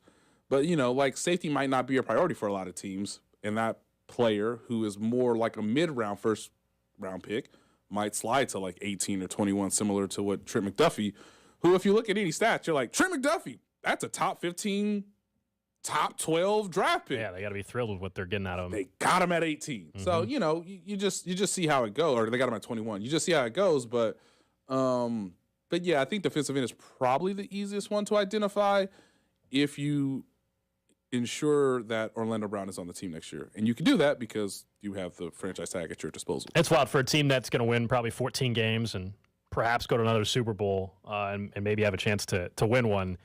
You just listed up. Orlando Brown, Chris Jones, L'Jarius Sneed, Juju Smith-Schuster. Like, there's a lot. There's a ton of – this is fortunately something months down the road. But, like, there's a lot. There's. Yeah. I know the front office is already mapping this stuff out for the last month or two. But, but still, there are a ton of questions about – Are you going to pick up that fifth-year option on Clyde?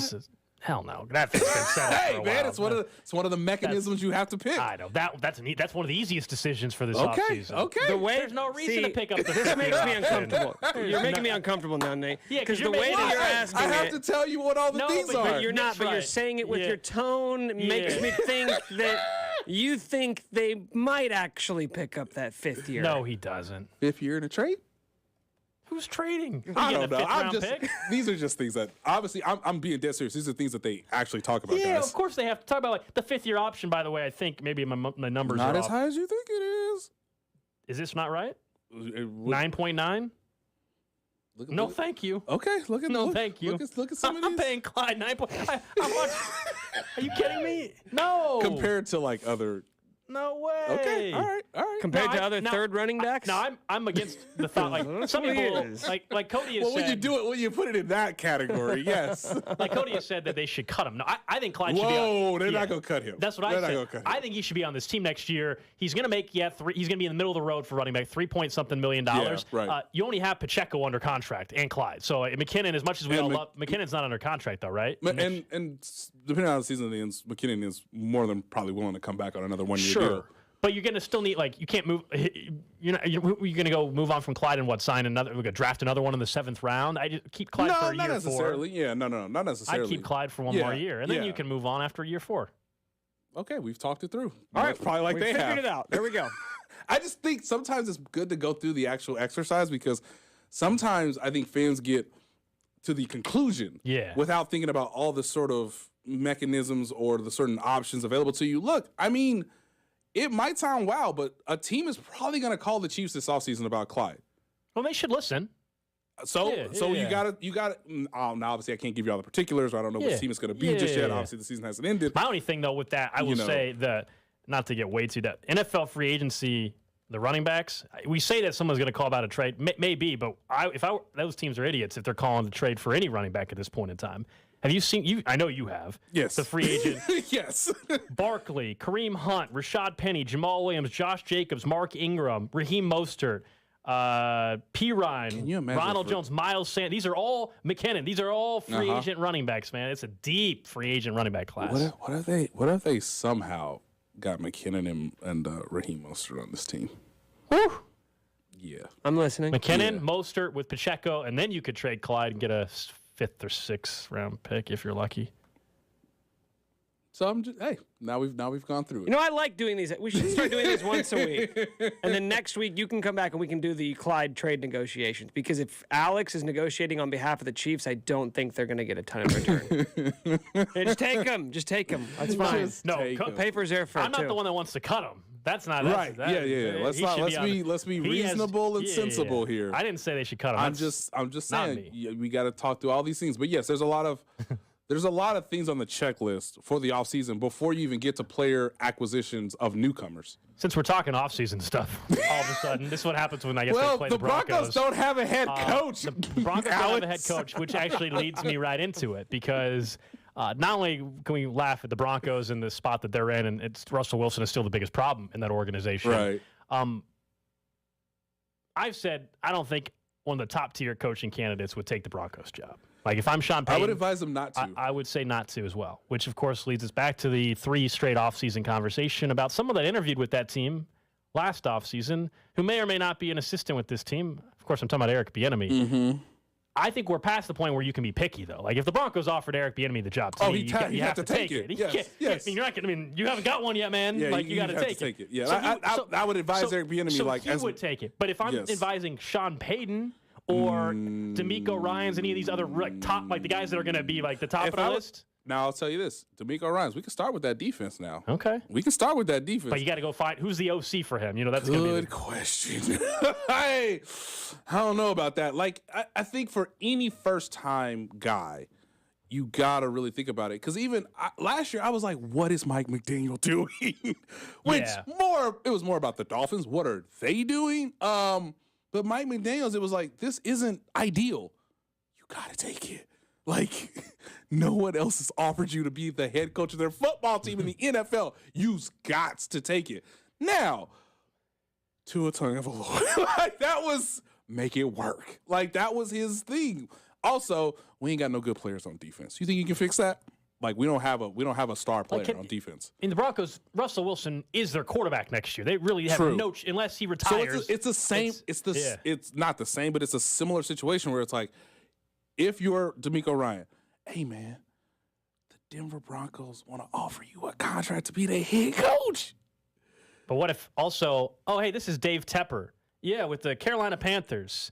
I might. I don't know. That's really tough. He can go and get his quarterback, and they already have Brian Burns, and that division sucks, and Brady's about to be gone. And we all assume Brady's out of it. So that's why, actually, I know it's normally nuts to think, and obviously the Broncos have way more history as a franchise than the Carolina Panthers, but I actually don't think – I think the Panthers have a better job heading into next season than the Denver Broncos. You got some points. I mean, I got to give it to you because – you know Tepper's going to be involved. We don't know much about the Waltons just yet other than, oh, my God, this is not what I signed up for. That's all we really know. It's like, hey, this is not what my purchase said it was on the receipt. And also, the next head coach will be reporting to me, not the guy who gave a contract extension to Russell Wilson when there was no incentive to give him a contract extension. Like, it's literally the dumbest thing any executive has done. Trade for him, fine. But why did you give him the contract? He was already under contract. No, that was the trade wasn't the mistake. He was the contract was under the mistake. contract for 2 years. He was under contract for 2 years. You gave him a 5 year. You put 3 more years on it. I asked Nick this earlier. Because Nathaniel Hackett deserves plenty of criticism because he made plenty of mistakes, but this is still a Russell Wilson problem. If Nathaniel Hackett had, I give Ryan Fitzpatrick all year as his quarterback. He was retired now, but let's just play along. How many more games do you think they would have won?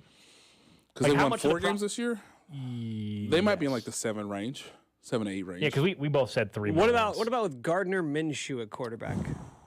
Defense? By the way, Gardner Minshew played well on Sunday. Don't think I didn't see that. You know. Oh, he did not lose the game. Miles Sanders kind of lost the game. He's got the Chris Ballard. Go ahead and get him an Indy. Go ahead. Third best touchdown to interception ratio in NFL history. Aaron Rodgers, Patrick Mahomes. I don't know. He might be the best quarterback the Colts have had in 3 years. I know Philip Rivers won 11. It's a Gardner Minshew show now. But that Gardner Minshew. When they put up that graphic last night, I was like, "Jeez, my God!" Of all the Colts quarterbacks, because I used to live in Indianapolis, and I remember them times, y'all. With Gardner Minshew, he's probably the best guy on the market who hasn't truly been given, and I mean this obvious, honestly, hasn't truly been given 18 weeks to really show who you are. Like, even in Jacksonville, it was like, yeah, I mean, They didn't really like him. we want a number one pick, though. We want the pretty girl. I mean, you cool, but like, we just why don't you go be somebody's backup? I want to see Gardner Minshew with a team for 18 weeks. I guess that's the Colts. It's not the best collection of weapons, but hey, Jonathan Taylor, maybe he's healthier next season. Who knows? But I thought Gardner Minshew actually played really well last week. It was just, hey man, interceptions happen, and hey, can't really fumble in your own. I was say Miles Sanders and Boston Scott coughing up the football. It wasn't great. Which is more of an indictment on Dallas to me than I actually feel okay about Philly outside of their offensive line, getting through a little bit of an injury situation. Yeah, when it comes to the coaching situation, if I'm representing DeMeco Ryans from a Kyle Shanahan tree, which has been more fruitful than the Bill Belichick tree, right? And we got both options on the table. Mr. Gold says you can pick either one. I'm going to say How about three? Colts, Panthers, and Broncos. I think we got to move the family to Charlotte. As much as I don't like Charlotte as a U.S. city, I think we got to live there. Oh, Nate Taylor does not like Charlotte. I have never liked Charlotte. Never been there before. I'm more of a Raleigh, Durham, Chapel Hill. Okay. Raleigh's beautiful. Incredible. Asheville, never been. Shout out. Really? There are like 5 better places in North Carolina than Charlotte. All right, get man. out Take of it. here. Come on. Take it easy. Where's Appalachian State at? Boom. Oh, I've seen the photos of that. Incredible. In the fall, I have seen the photos there. That's again better than Charlotte. You better never. Okay, after this, you better never step foot in Charlotte again. They do not want to see your face. I'll tell you that much. Man. But I think we got to move the family to Charlotte. Okay. I mean, like, can we get? Hey, man, that young fella playing quarterback. You want to play for the Carolina Panthers, young man? Because the other teams have Andy Dalton. That's it. Desmond Ridder, and like the corpse of that team in Tampa Bay. I'm saying you can win right away in the NFC South. You have a path. The Panthers might win the division this year. Which, by the way, Steve Wilkes with Sam Darnold. Steve Wilkes got to be like, come on. That's actually a fair point. If they win the division, he actually might get the interim tag removed. They may just stick with him. It's risky. It's risky. I mean, but again, their problems are a little bit manageable because do they have their first round pick this year? Believe so. They do. Does Denver? They do. It's the Niners pick, which is now looking worse and worse. You know that's not what I mean. Yeah. They do not have their own first round pick. Yeah, they have of any consequence. They're going to end up with pick 29 or 30. Right. Which, hey, if it's Chiefs, 49ers, sign me up. It's very possible right now. If it's 49ers, Bills, great. If it's Eagles, I think the Eagles will probably beat the Bengals. Yeah, but I don't know. Bengals playing well lately. So yeah, I don't know what you would tell DeMeco Ryan or Eric Bieniemy or whoever. You probably got to take the job and like, look, if Mike McDaniel can do it, you can do it too. Because it's not really his fault that like Tua's had the concussion issues. Right. It is a mess. It's terrible. It's really unfortunate because it's kind of warped their season, I guess, twice now because we don't know if Tua's going to be able to play on Sunday. But, like, Mike McDaniels did some really nice things this season. So, I mean, hey, we get Russell in there. We tell him to stop turning the football over to, like, I don't know, progress from 1 to 2 to 3. And maybe we just run the ball a lot. And now Pete Carroll somewhere is saying, I told you so. Nate Taylor from The Athletic. You can catch the Nate Taylor Show Monday nights here on 610. Of course, all his work at The Athletic as well. Up next, we'll get to what's trending. What's your fantasy? And the text line does agree with Nate about Charlotte, it turns out. Charlotte's terrible.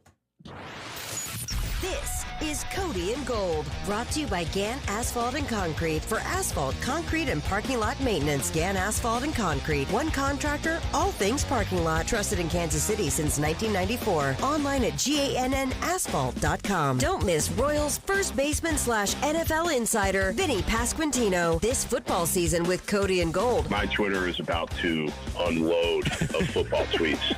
First Jets game that I have free on Sunday. It's go time. 610 Sports Radio. These rainy days remind you to take care of your home, and the easiest way to take care of your home is to get new windows from the Window Source of Kansas City.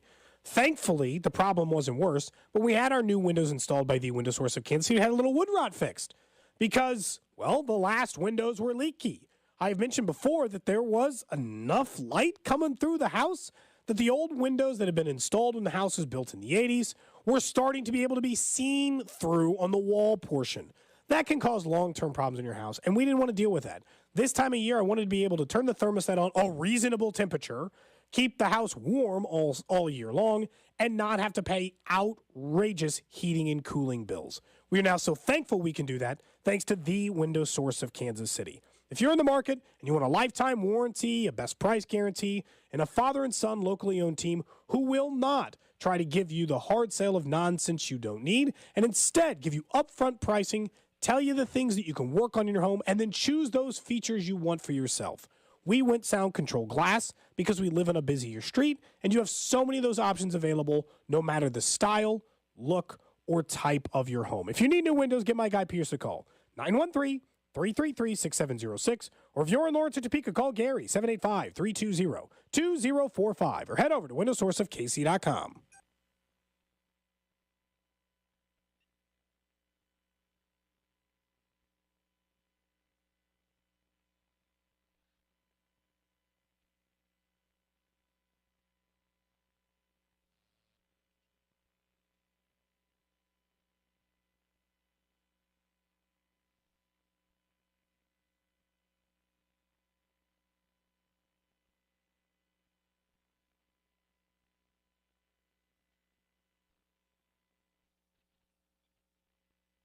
Right now at Old Navy, get up to 75% off clearance. Styles for the whole family start at just $2.99. You don't want to miss this. Visit Old Navy or OldNavy.com for up to 75% off clearance. Valid 12/26 to 1/5. Select styles only while supplies last. Football, tailgating, holiday parties, and Smokehouse Barbecue. I can't think of anything better. The holidays are here. Let Smokehouse Barbecue celebrate with you. They have private banquet rooms at all 3 area locations in Zona Rosa, Gladstone, and Independence. If you're hosting your own party, invite Smokehouse along. Order the whole meal with their famous ribs and wings. And don't forget about their hickory pit beans or cheesy corn to go with your meal. Give them a call or check them out at SmokehouseBBQ.com. For over 30 years and family-owned, it's Smokehouse Barbecue. Hey, it's Josh Klingler. For this New Year's celebration, make sure to stop by Hy-Vee's on your list. I know we'll swing through the seafood department to get the shrimp my wife will want. I'll head to the bakery to snag some premium chocolate chip cookies, and the kids love the New Year's tradition of sparkling grape juice at midnight. We all get this done at Hy-Vee. Also, with my Hy-Vee Plus premium membership, I get extra fuel savings, exclusive offers, and free delivery. You should try it too. Just go to hi-v.com/plus to sign up. Kick off 2023 with some help from Hy-Vee, your one-stop headquarters for the new year. Whether you're hosting a big bash or quiet dinner at home, Hy-Vee has everything you need to wow your guests. Party trays, appetizers, gourmet charcuterie and cheese boards, ready-to-heat meals, bakery-fresh desserts, and more. Stock up on your favorite wine, spirits, beer, and seltzer, and you're done. Just one stop to ring in the new year only at Hy-Vee. Voted Ingram's best grocer in Kansas City. Hey, it's Derek Johnson, and I know there's nothing better than being a part of a team, a group of great people you can count on and learn from. The Sheet Metal Workers Local Number 2 are growing their team and looking for quality men and women who want to build Kansas City's future. While you're making KC a better place, you'll also get great pay and benefits while gaining lifelong skills. Explore the possibilities at sheetmetal2.org. That's sheetmetal2.org. And take a step towards a fulfilling and rewarding way of life. Are you paying too much for term life insurance? There's a tremendous price war in the term life industry. Rates have dropped dramatically in the past few years. For example, a man aged 45, non-smoker, can get $1 million of coverage for $75 per month. Level rate for 10 years. Or a man aged 50, non-smoker, can obtain $500,000 of coverage for a monthly premium of $110. Level rate for 20 years. That's right, guaranteed level rate for 20 years. If you're a smoker, we have great rates available for you as well. At Termbusters, we specialize in policies of $500,000 and above. If you're looking for a new or replacement term life insurance, call today for a quote. 800-786-9161. You're probably paying more than you should. Call 1-800-786-9161. Remember, 1-800-786-9161. Sample rate quotes based on preferred non-smoker rate class. Exam required to qualify. If you own a business, this has been a bumpy ride. From pandemic to inflation, I'm sure you could use a break. If your business has 5 or more employees and survived COVID, you might be eligible to receive a payroll tax refund of up to $26,000 per employee. The challenge is getting your hands on it. Hi, I'm Howard Mackler, and that's why I founded GetRefunds.com to cut through the red tape and get you the money. The team of tax attorneys we have put together are highly trained in this little-known payroll tax refund program. We do all the work, charge not a dime up front, and simply share a percentage of the cash that we get for you. Businesses of all types can qualify, including those that took PPP, nonprofits, and even those that had increases in sales. We have helped return over $1 billion to businesses, and we can help you too. Just go to getrefunds.com/sports, click on Qualify Me, and answer a few questions. This payroll tax refund is only available for a limited period of time. Don't lose out on up to $26,000 per employee. Go to getrefunds.com/sports. That's getrefunds.com/sports. At Lowe's, every pro is an MVP to us. That's why MVP's Pro Rewards members can earn bonus points on select products and brands like Power Pro, Weehaw, and Valspar. Then redeem your bonus points for exciting rewards like tools, sports memorabilia, Lowe's e-gift cards, and more. Join Lowe's MVP's Pro Rewards today to start earning. Bonus points calculated before taxes and fees after applicable discounts, if any. Subject to program terms. While supplies last. Points expire at end of calendar year. Visit Lowes.com/L/Pro Loyalty terms for details. Now through 1/8/23. Hi, I'm your unused PTO. It's almost the end of the year, and if you don't put me on a timesheet, I will be gone forever. Use me or lose me. Let's get away. It's getaway time. Get our best deals of the season on a new Hyundai. It's your journey. Own every mile at the Hyundai Getaway Sales Event.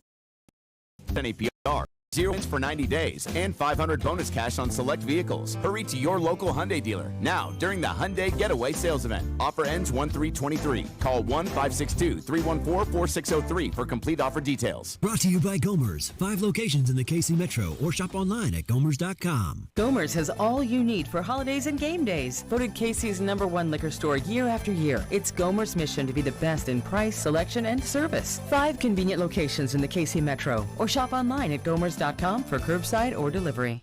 What's trending? All right, let's check in on the hot topics trending. Number 1 on What's Trending news today out of Arizona that 3-time Defensive Player of the Year, J.J. Watt, will retire at the end of this season. Of course, he's had a fantastic career, most notably with the Houston Texans at the time, the last couple of years with the Arizona Cardinals. But calling it quits. He's got 2 games left, of course, in the season. He just already played his final home game of the year. We didn't know it at the time, but he's been banged up quite a bit injury-wise the last couple of years, but actually looked really good in the game against the Bucs. But calling it a career, he's was as dominant as any player for a 4 or 5 year run. I know 3 Defensive Player of the Years tells you the story there, but really for 4 or 5 years, there really was nobody better at getting after the quarterback. And he was just like, you talk about freaks in sports, like he's in that category. He was one of the freaks in sports. Is he the best pass rusher of your lifetime, of the last 30 years? I don't think that's fair to say. Who do you put ahead of him? Well, my lifetime, I mean, at the time, like, Derek Thomas was alive when I was alive. In your time as a sports fan. Really, you're asking the last 15 or 20 years then. I mean, like... However you'd like to. Well, no, because like you said, I was a sports fan when Derek Thomas was playing. I was very young. No, he's up there. Like I would argue that even what we're watching right now from his brother, T.J. Watt, is going to end up being just as dominant. But J.J. Watt is in the top 3 or so of pass rushers in the last 15, 20 years for sure. That sucks he couldn't get to a Super Bowl. Why don't you chew on that one tonight? We'll come back and I'll expect an answer in the morning, young man. What's your answer? I think he is. You think he's the best in the last 15 years? Yes. More than Aaron Donald? Because Aaron Donald is an interior, but the guy gets sacks too. That's my only thing. Yeah, I still think that Aaron Donald, J.J. Watt, probably 1-2. I think, I don't even know who number 3 would be. I think it's so clear of those two guys. Yeah. So okay.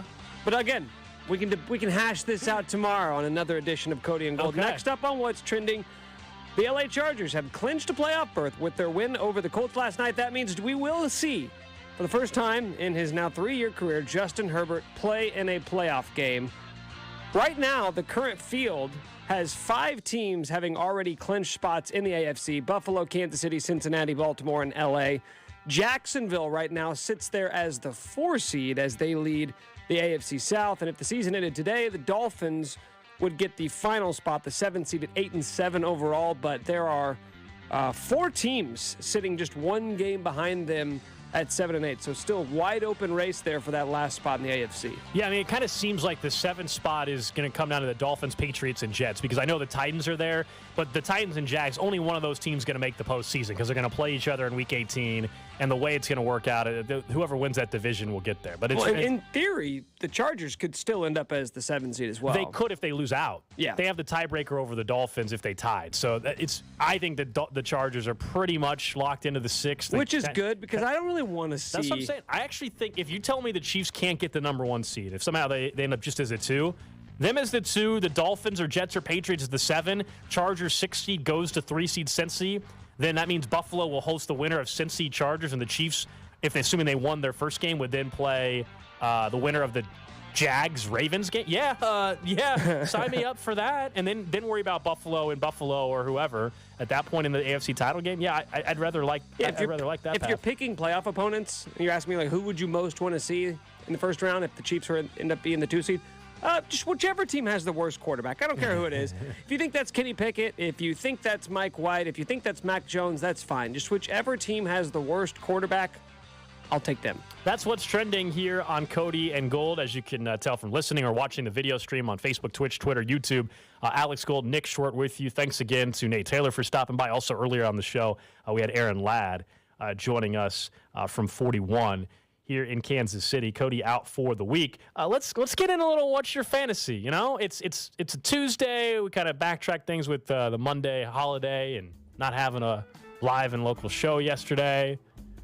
Someone right away from the 913-586-7610.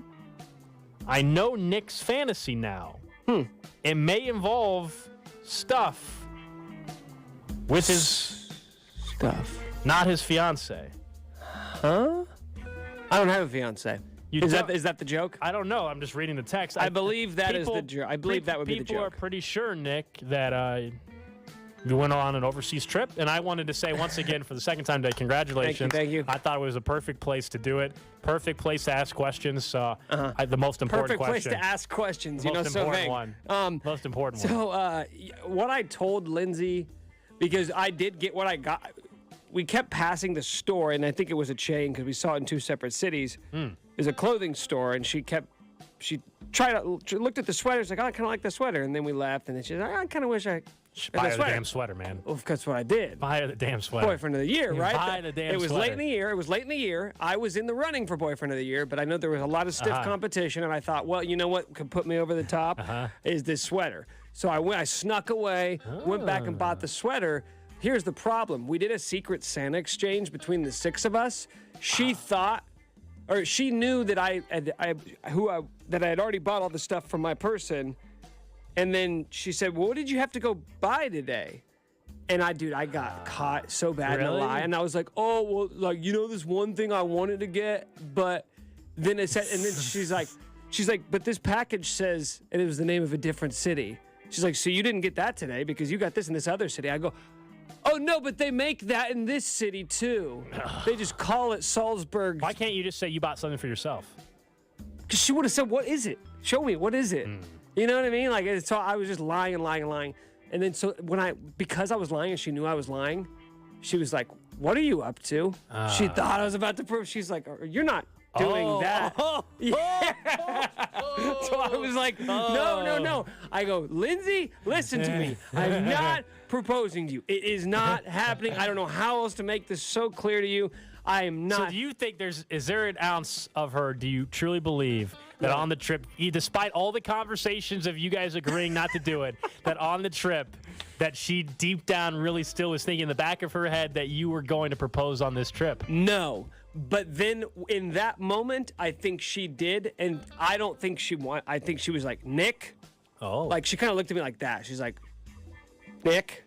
She would have said yes. Here's the thing. If I would have proposed, she would have said yes. It's just not like how she wanted it. She didn't want to do it in public, like in front of her friends. Like, she wants that to be like a me and her moment. Okay. So that's fine. But gave her the sweater.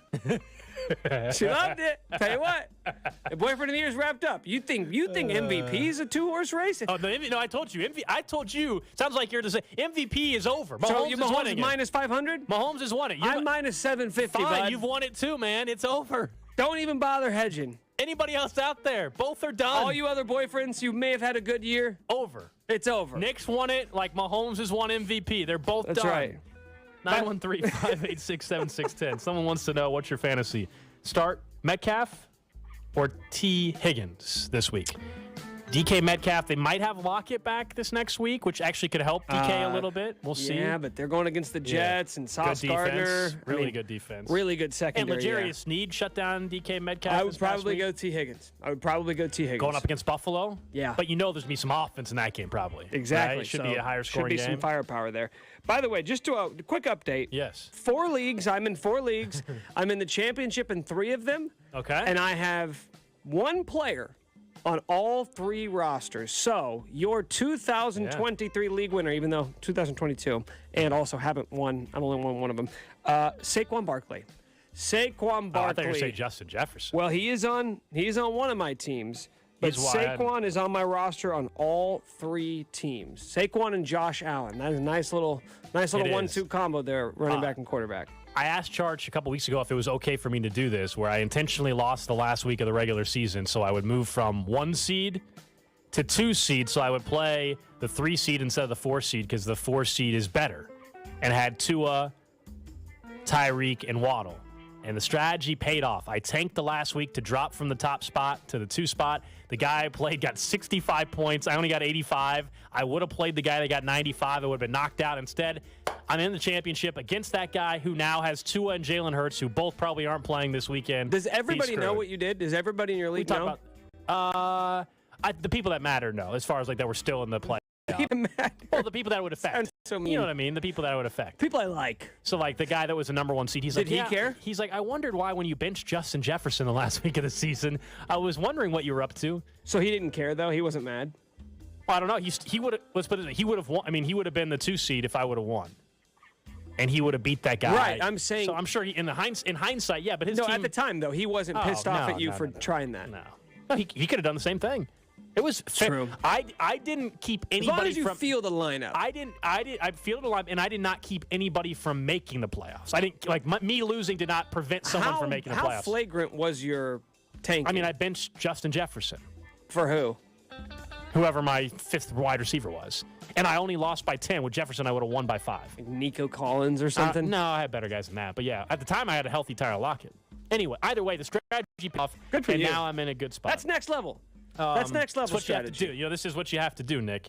Someone says lost by 0.65 points because Zach Moss didn't play the last 2 drives last night. That's brutal. I saw somebody that lost on the 2 kneel downs from Justin Herbert last night by 0.2. Shouldn't we do something about that in the fantasy scoring realm? It's still rushing. What are you supposed to do? Manually correct it? We're supposed to keep an eye on who's kneeling the ball at the end of each week? Yes. Not us. Them. Who? How are they going to know what a kneel down versus a rush? Watch the games. The stat feed comes from Stats. Whatever happened to humans doing jobs? You know? Just saying, man. You want to give robots all the jobs. Speaking of last night's game, I had Gerald Everett. He got me 0 points. I had Gerald Everett in the Chargers defense, and I thought, well, Gerald Everett is going to cost me the season, but fortunately, the Chargers defense scored 20 points because the Colts O-line that just a few years ago was the best in the NFL is now made of Swiss cheese. 7 sacks, I think, last night the Chargers defense had on Nick Foles. I needed every one of them. Nick, like, what are you going back to Sam Ellinger now the final 2 weeks? Like, what a disaster. I love that. Just Jeff a carousel. Saturday, Let's try everyone. Let's see. We got a punter who can throw the ball a little bit. What was the stat? Jeff Saturday, 4th quarter, outscored like 69-0 or something in the 4th quarter. A nice round number or something like that. I think that was the number. I mean, how do you get owned that much in the fourth quarter? I understand the lack of experience, lack of coaching experience. I know. Might have something to do with that. Or just that you're running out Matt Ryan and Nick Foles and Sam Ellinger. I think there's several circumstances. And no Jonathan Taylor now. Yeah. Or last week in the fourth quarter. Yikes. Thanks again to Aaron Ladd, Nate Taylor for stopping by and joining us on the show today. The Drive with C-Dot's coming up next. We're back at it tomorrow, though. Here will be Nick and I again tomorrow from 10 to 2 right here on 610 Sports Radio.